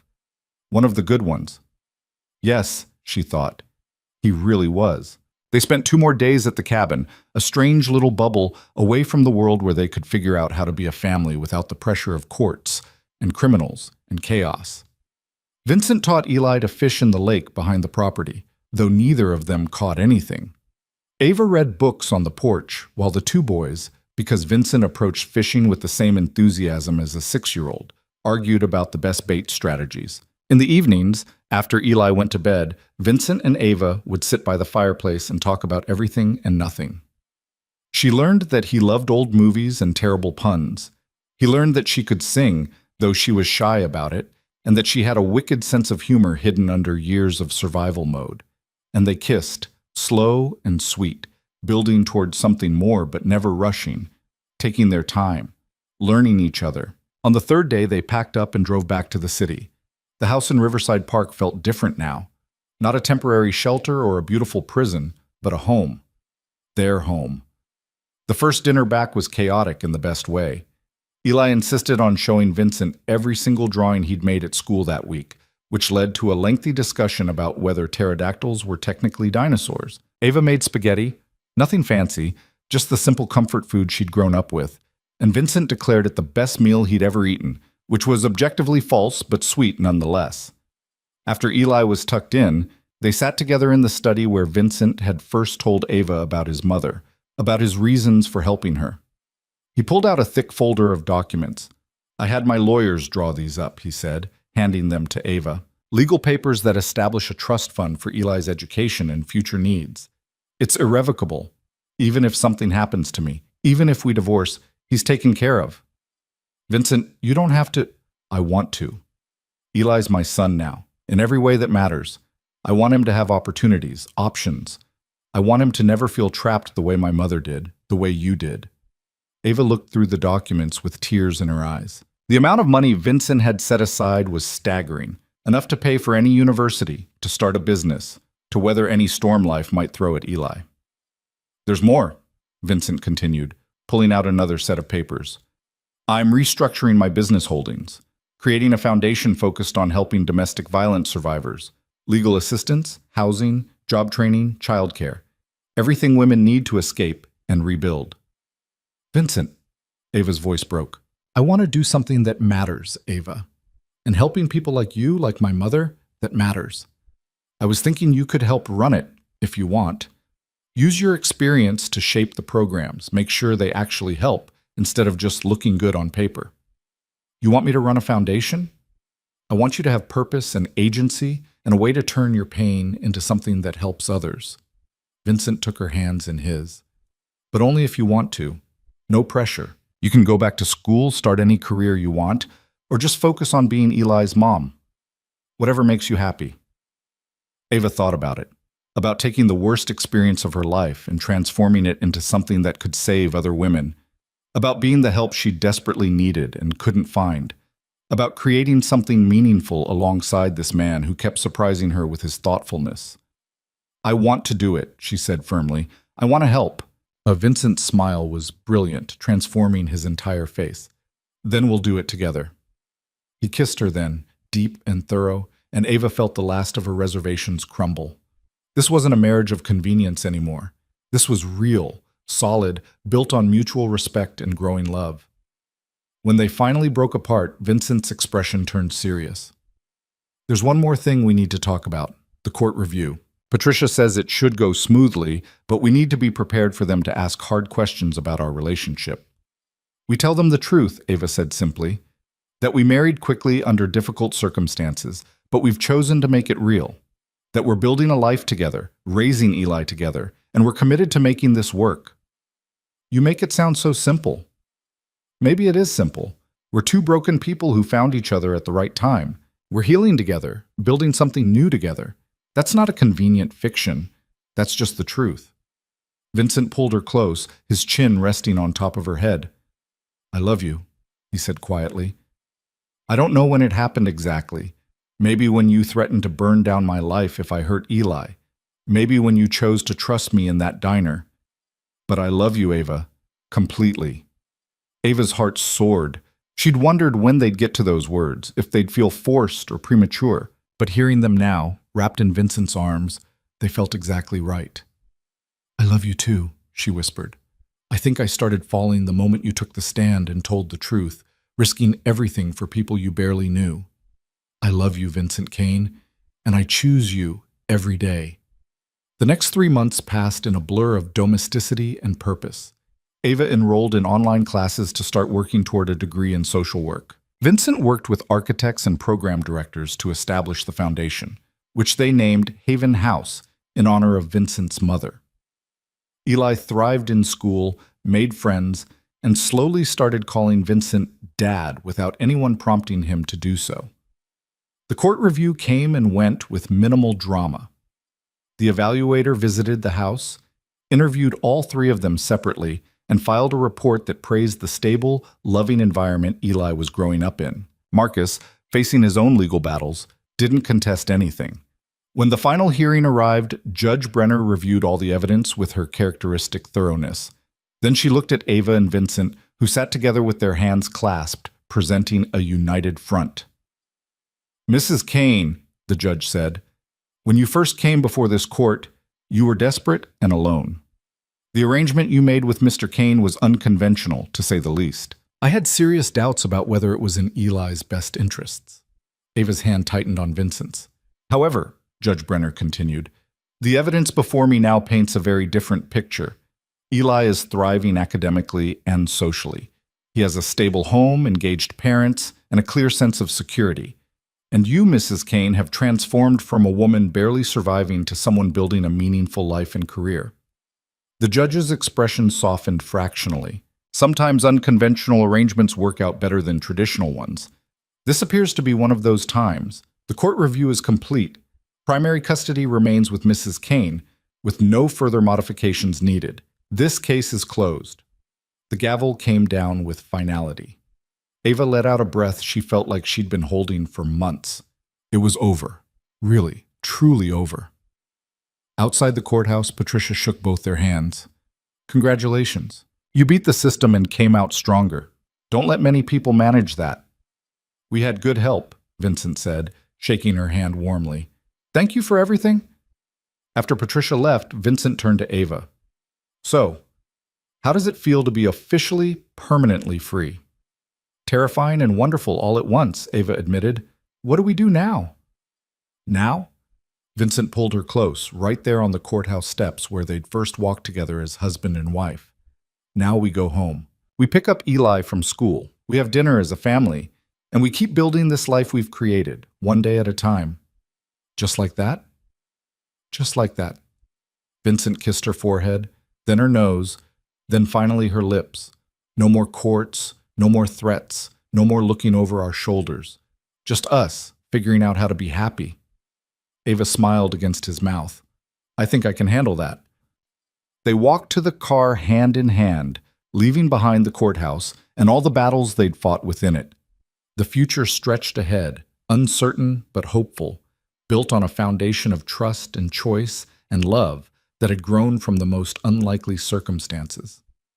Sometimes, Ava thought, the best things in life came from the worst moments. Sometimes salvation arrived in the form of a dangerous stranger in a diner at midnight. Sometimes love grew from desperation into something real and lasting. And sometimes, just sometimes, broken people found each other at exactly the right moment and built something beautiful from the wreckage. The first real test came 6 weeks after the court review ended, on a Saturday morning that started like any other. Ava was in the kitchen making French toast while Eli set the table, carefully arranging forks and napkins the way Vincent had taught him. Vincent was upstairs on a call with the contractors working on Haven House's first residential facility, his voice a low murmur through the ceiling. Then the doorbell rang. Ava wiped her hands on a dish towel and went to answer it, expecting a delivery or maybe one of Eli's friends coming over to play. Instead, she found herself face to face with a woman she'd seen only in photographs. Jennifer Chen, looking pale and exhausted, with a small suitcase at her feet and a bruise darkening her left cheekbone. I'm sorry, Jennifer said immediately, her voice shaking. I didn't know where else to go. I left Marcus last night and he's looking for me. I know I have no right to ask, but I need help. Ava should have felt satisfaction seeing Marcus's new wife in the same desperate position she'd once been in. Instead, all she felt was a deep, weary recognition. She knew exactly what courage it had taken for Jennifer to walk away, knew the terror of those first hours when you wondered if you'd made a fatal mistake. Come inside, Ava said, stepping back to let Jennifer enter. Jennifer's eyes widened with surprise and relief. Really? After everything Marcus did after I was part of hurting you, you also warned me when you didn't have to. You gave me information that helped protect my son, and you're here now because you need the same thing I needed, a safe place to catch your breath. Ava closed the door behind her. Come on, let's get you some coffee.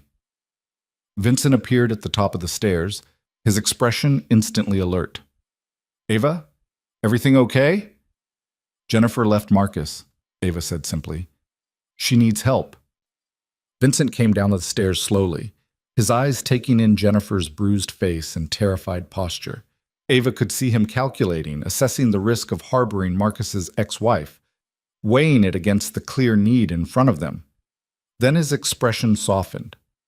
Welcome to Haven House, unofficial edition, he said quietly. You're safe here. Jennifer burst into tears. Over coffee and French toast that had gone slightly cold, Jennifer told her story in halting sentences. The escalating control, the verbal abuse that had turned physical 2 weeks ago when she'd questioned Marcus about his legal bills.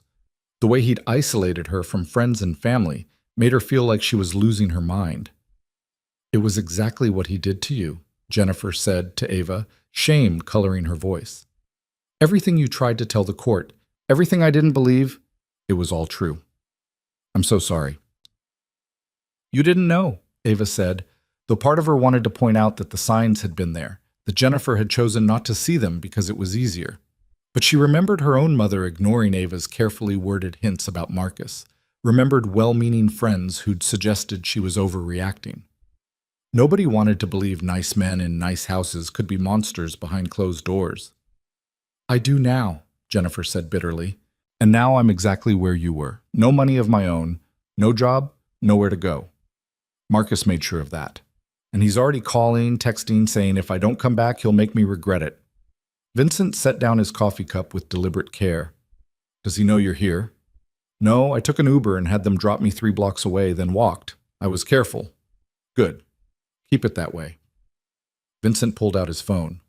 I'm calling Patricia Morrison. You'll need a restraining order and a divorce attorney. She can handle both.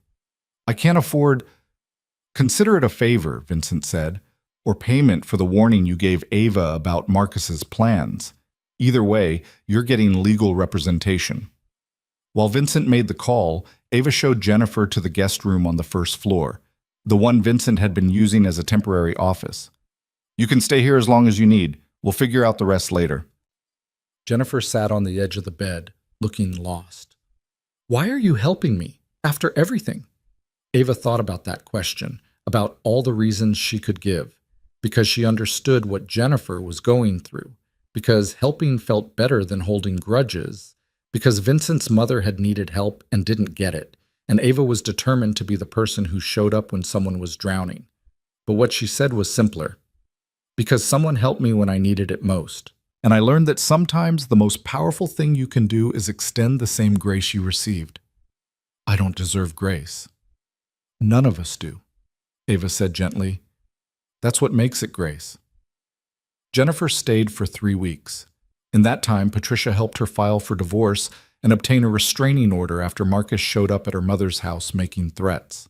Vincent quietly arranged for Jennifer to move into one of his rental properties at a drastically reduced rate and connected her with a job opportunity at one of his legitimate business ventures. Ava helped her navigate the practical realities of starting over, opening new bank accounts, building a support system, learning to trust her own judgment again. And through it all, Eli watched. He was too young to understand all the complexities, but he understood enough. He understood that people who needed help sometimes showed up at your door, and you let them in. He understood that his mother and Vincent were the kind of people who chose kindness even when it was complicated. The day Jennifer moved into her new apartment, she hugged Ava tightly at the door. I'll pay you back someday, for all of this. You already are, Ava said. Every time you help someone else who's where you were. That's how this works. We pass it forward. After Jennifer left, Vincent found Ava standing at the kitchen window, watching Eli play in the backyard with the elaborate treehouse Vincent had recently installed. He wrapped his arms around her from behind, his chin resting on her shoulder. You did a good thing, he said quietly. We did a good thing, Ava corrected. I couldn't have helped her without you backing me up. I just provided resources. You provided the thing that actually mattered, understanding, hope, someone who'd been where she was and made it to the other side. Ava turned in his arms, looking up at the man who'd become so essential to her life that she could barely remember what existing without him felt like. Do you ever regret it, walking over to that table in the diner, taking on all of this? Vincent's answer was immediate and certain. Not for a single second. You and Eli are the best thing that ever happened to me, Ava. You gave my life meaning it never had before. We gave each other meaning, Ava said, standing on her toes to kiss him. That's the deal. We save each other. Every day, Vincent agreed, and kissed her back with a tenderness that still made her heart race even after months of marriage. The official opening of Haven House came in early September, 7 months after that desperate midnight in the diner. The facility was a converted mansion in a quiet neighborhood with 20 beds, a full-time staff of counselors and advocates, childcare services, and job training programs. Everything Ava had wished existed when she was trying to escape Marcus. The ribbon-cutting ceremony drew a surprising crowd, local politicians, domestic violence advocates, and women from the community who'd heard about the program and wanted to support it. But the speech that mattered most came from Ava, standing at the podium with Vincent and Eli beside her. A year ago, she began, her voice carrying across the assembled crowd, I was a single mother working 2 jobs and barely surviving. I was trapped in a custody battle I couldn't afford, facing a deadline that seemed impossible to meet. I was out of options and out of hope. She looked at Vincent, who gave her an encouraging nod. Then someone I'd never met offered me a lifeline. Not because he knew me, not because I deserved it, but because he believed everyone deserves a chance to escape impossible situations. That gift, That radical act of faith in a stranger changed everything. It gave me my son. It gave me safety. And eventually, it gave me love and partnership and a life I never dreamed I could have. Ava's hand found Eli's, and he squeezed back, his gap-toothed smile bright in the September sunshine. Haven House exists because we believe every woman deserves what I was given: resources, support, and the tools to build a new life. We believe that your past doesn't have to define your future. We believe that sometimes the bravest thing you can do is ask for help, and the most powerful thing we can do is answer that call. She paused, emotion thick in her throat. To every woman who walks through these doors, you're not alone anymore. You're not invisible. You're seen, you're valued, and you're going to make it to the other side, because that's what we do here. We help each other survive, and then we help each other thrive. The applause was thunderous. Ava stepped back from the podium, and Vincent was there, his arm sliding around her waist, his kiss pressed to her temple, speaking volumes without words. "Your mother would be so proud," Ava whispered to him.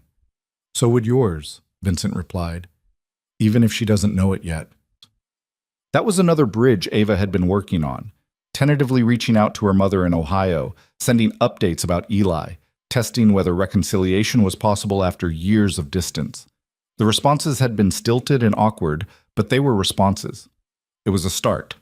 After the ceremony, they drove home as a family, Eli chattering in the back seat about the cookies at the reception and whether they could get a dog now that they had a big backyard. Vincent and Ava exchanged amused glances over his head, the silent communication of parents who'd learned to work as a team. "Can we?" Eli pressed. "Please, I'll walk it and feed it and teach it tricks." "We'll talk about it," Vincent said, which Ava knew meant they'd be visiting animal shelters within the week because Vincent was completely incapable of denying Eli anything within reason. That night, after Eli was asleep and the house was quiet, Ava and Vincent sat on the back porch with glasses of wine, watching fireflies dance in the gathering darkness. These had become Ava's favorite moments, the quiet times when they could just exist together without the weight of crisis or obligation. "I got a call today," Vincent said, breaking the comfortable silence. "From Agent Chen." "Sarah, what did she want?" "The Volkov brothers are going to trial next month. She wanted to give me a heads up that I'll likely be called to testify." Vincent's hand tightened on his wine glass. "It'll mean everything becoming public, my cooperation with the FBI, the details of my past involvement in their operations, all of it." "Will that affect your business?" "Some clients won't want the association. I'll lose deals, probably take a financial hit. But the legitimate business is strong enough to weather it." He turned to look at her, his expression serious. "What I'm worried about is how it affects you and Eli. Having your husband's criminal past plastered across news coverage, people talking, judging." "Let them talk," Ava said firmly. "Vincent, you cooperated with federal investigators to take down a trafficking network. You helped put dangerous people in prison. That's not something to be ashamed of. That's heroic. I was part of that network first. The good I did doesn't erase the bad." "No, but it matters. You chose to be better, to do better. You used your second chance to actually make the world safer." Ava took his hand, lacing their fingers together. "Whatever comes out in that trial, we face it together. That's what marriage means. We don't run when things get hard." Vincent brought her hand to his lips, kissing her knuckles. "What did I do to deserve you?" "You walked over to a crying woman in a diner and offered help when you didn't have to," Ava said simply. "You keep doing that every single day. That's what you did." The trial came and went. The news coverage was intense but brief, a few weeks of headlines about the businessman who'd turned informant. Then the media moved on to other scandals. Vincent's testimony was damning and detailed, putting both Volkov brothers away for decades. Some business relationships cooled, but others strengthened, drawn to Vincent's reputation for integrity and following through on commitments. And through it all, life continued its steady forward momentum. Eli turned 7 and had a birthday party at the house with half his class invited. Haven House served its first residents, 3 women and 5 children who moved in scared and desperate and slowly began rebuilding their lives with support and resources. Ava completed her first year of coursework toward her degree, maintaining a perfect GPA while also managing the foundation's day-to-day operations. Marcus, facing his own legal consequences, had eventually pleaded guilty to lesser charges in exchange for testimony against the Volkov associates he'd hired. He served 6 months in a minimum security facility and was released on probation. His visitation rights with Eli remained supervised and infrequent, and as time passed, he seemed to lose interest entirely, as if his son had only ever been valuable as a possession to fight over rather than a person to love. Eli, for his part, seemed unbothered by his biological father's absence. He had Vincent, who showed up at every school event, helped with homework, taught him to ride a bike, and tucked him in every night with stories and conversations about dreams and fears and everything in between. One Saturday morning, nearly a year after that midnight in the diner, Ava woke to find Vincent's side of the bed empty. She could hear voices downstairs, Vincent's low rumble and Eli's excited chatter. Curious, she pulled on a robe and went to investigate. In the kitchen, she found them making breakfast together, this time with significantly more success than their first attempt. Pancakes were actually pancake-shaped and only lightly browned instead of charred. Eli was carefully arranging fruit on top while Vincent scrambled eggs. "Morning, Mama," Eli beamed at her. "We made you breakfast in bed, but you woke up too early." "Sorry," Ava said, laughing. "Should I go back to bed and pretend to be asleep?" "Nah, it's okay. You can eat at the table." Eli carried his masterpiece pancake over with the serious concentration of someone defusing a bomb. "I made this one special for you. See? The blueberries are a smiley face." "It's beautiful, sweetheart. Thank you." Ava kissed the top of his head, breathing in the scent of syrup and childhood joy. Vincent plated the eggs and brought everything to the table, then pulled out a small box from his pocket. "I have something for you," he said to Ava, his expression suddenly nervous in a way she rarely saw. "Vincent, it's not my birthday, or our anniversary, or it's our new anniversary," he interrupted. "1 year ago today, you walked into that diner. I've been thinking about how that moment changed everything. And I realized I never actually proposed to you. Not really. The first time was a business arrangement, a solution to a legal problem.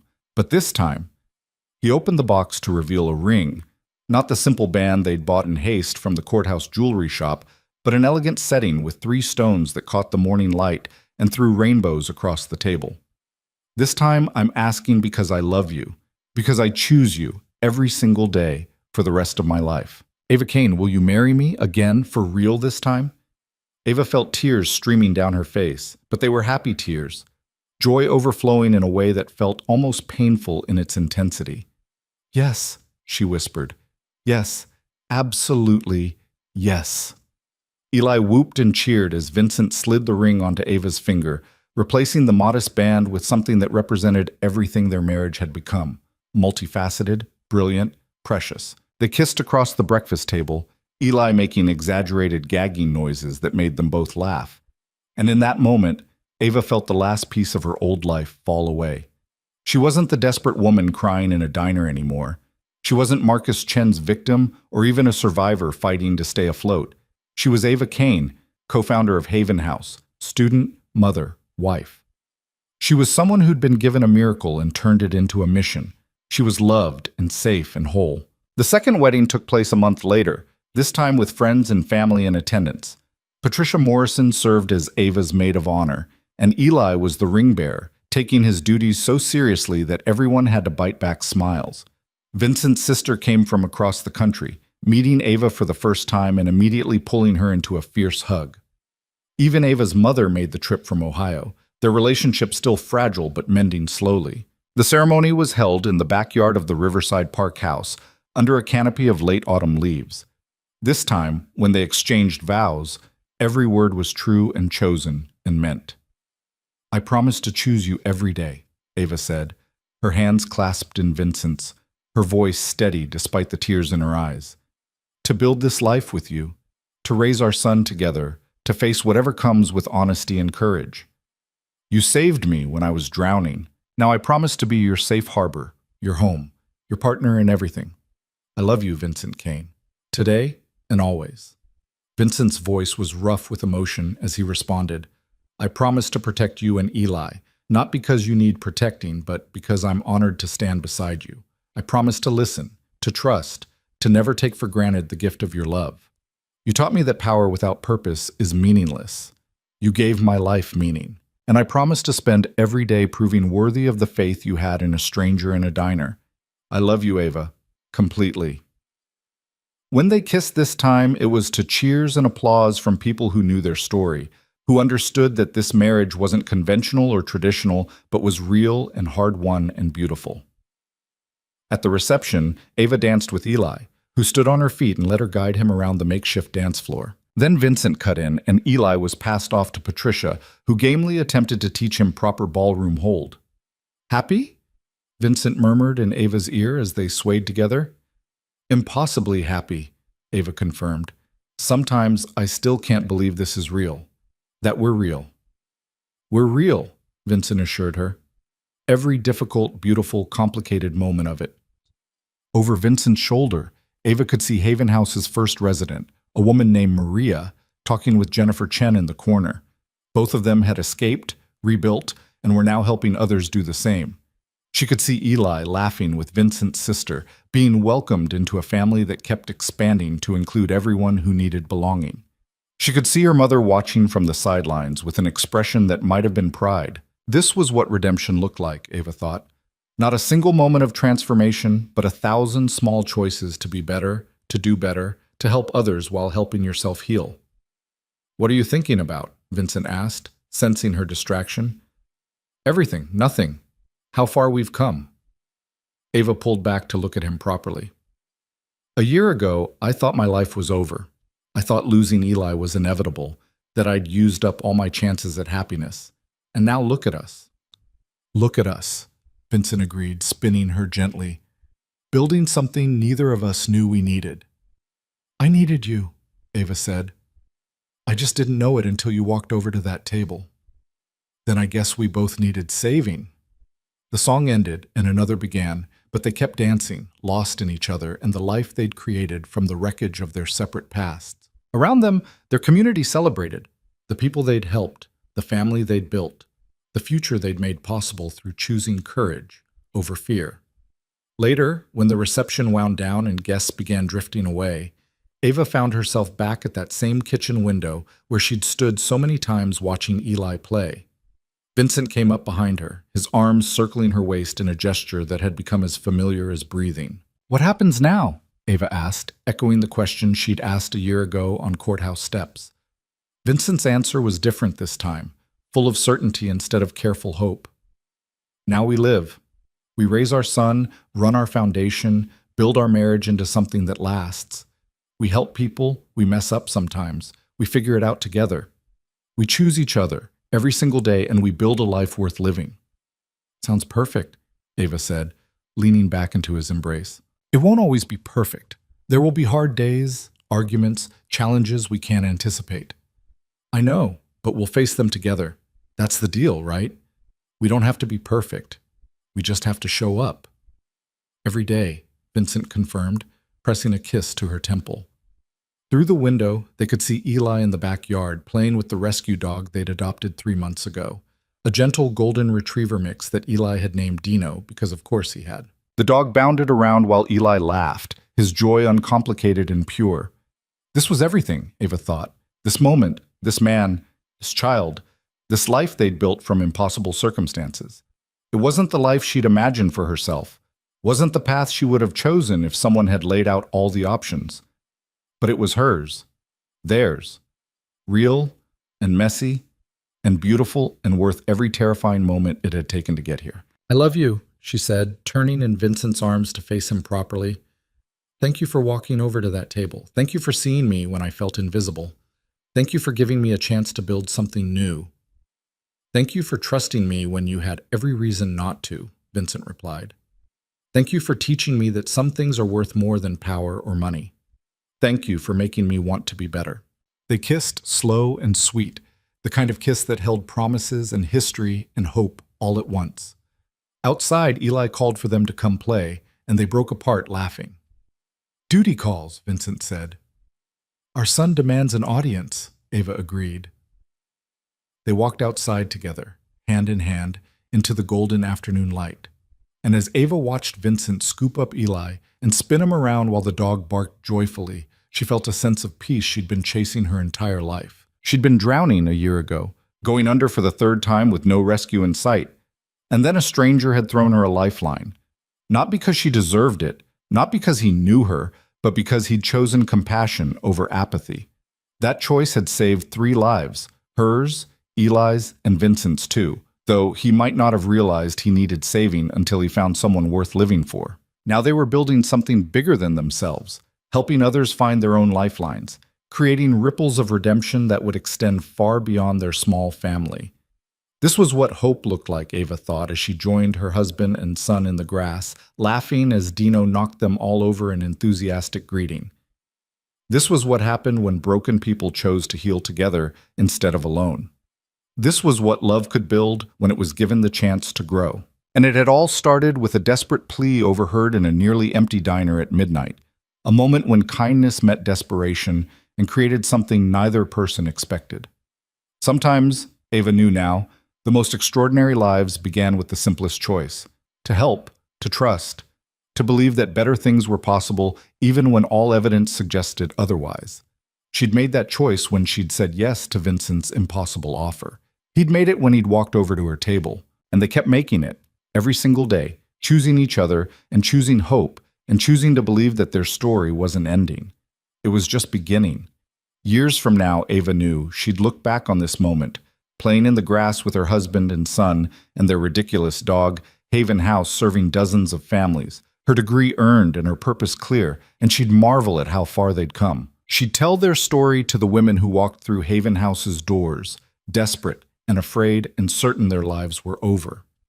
And she'd tell them what she now knew to be true: that 12 hours can change everything, that strangers can become family, that desperation can transform into purpose, that the end of one life can be the beginning of something infinitely better, that sometimes, when you're drowning, all you need is one person willing to dive in after you.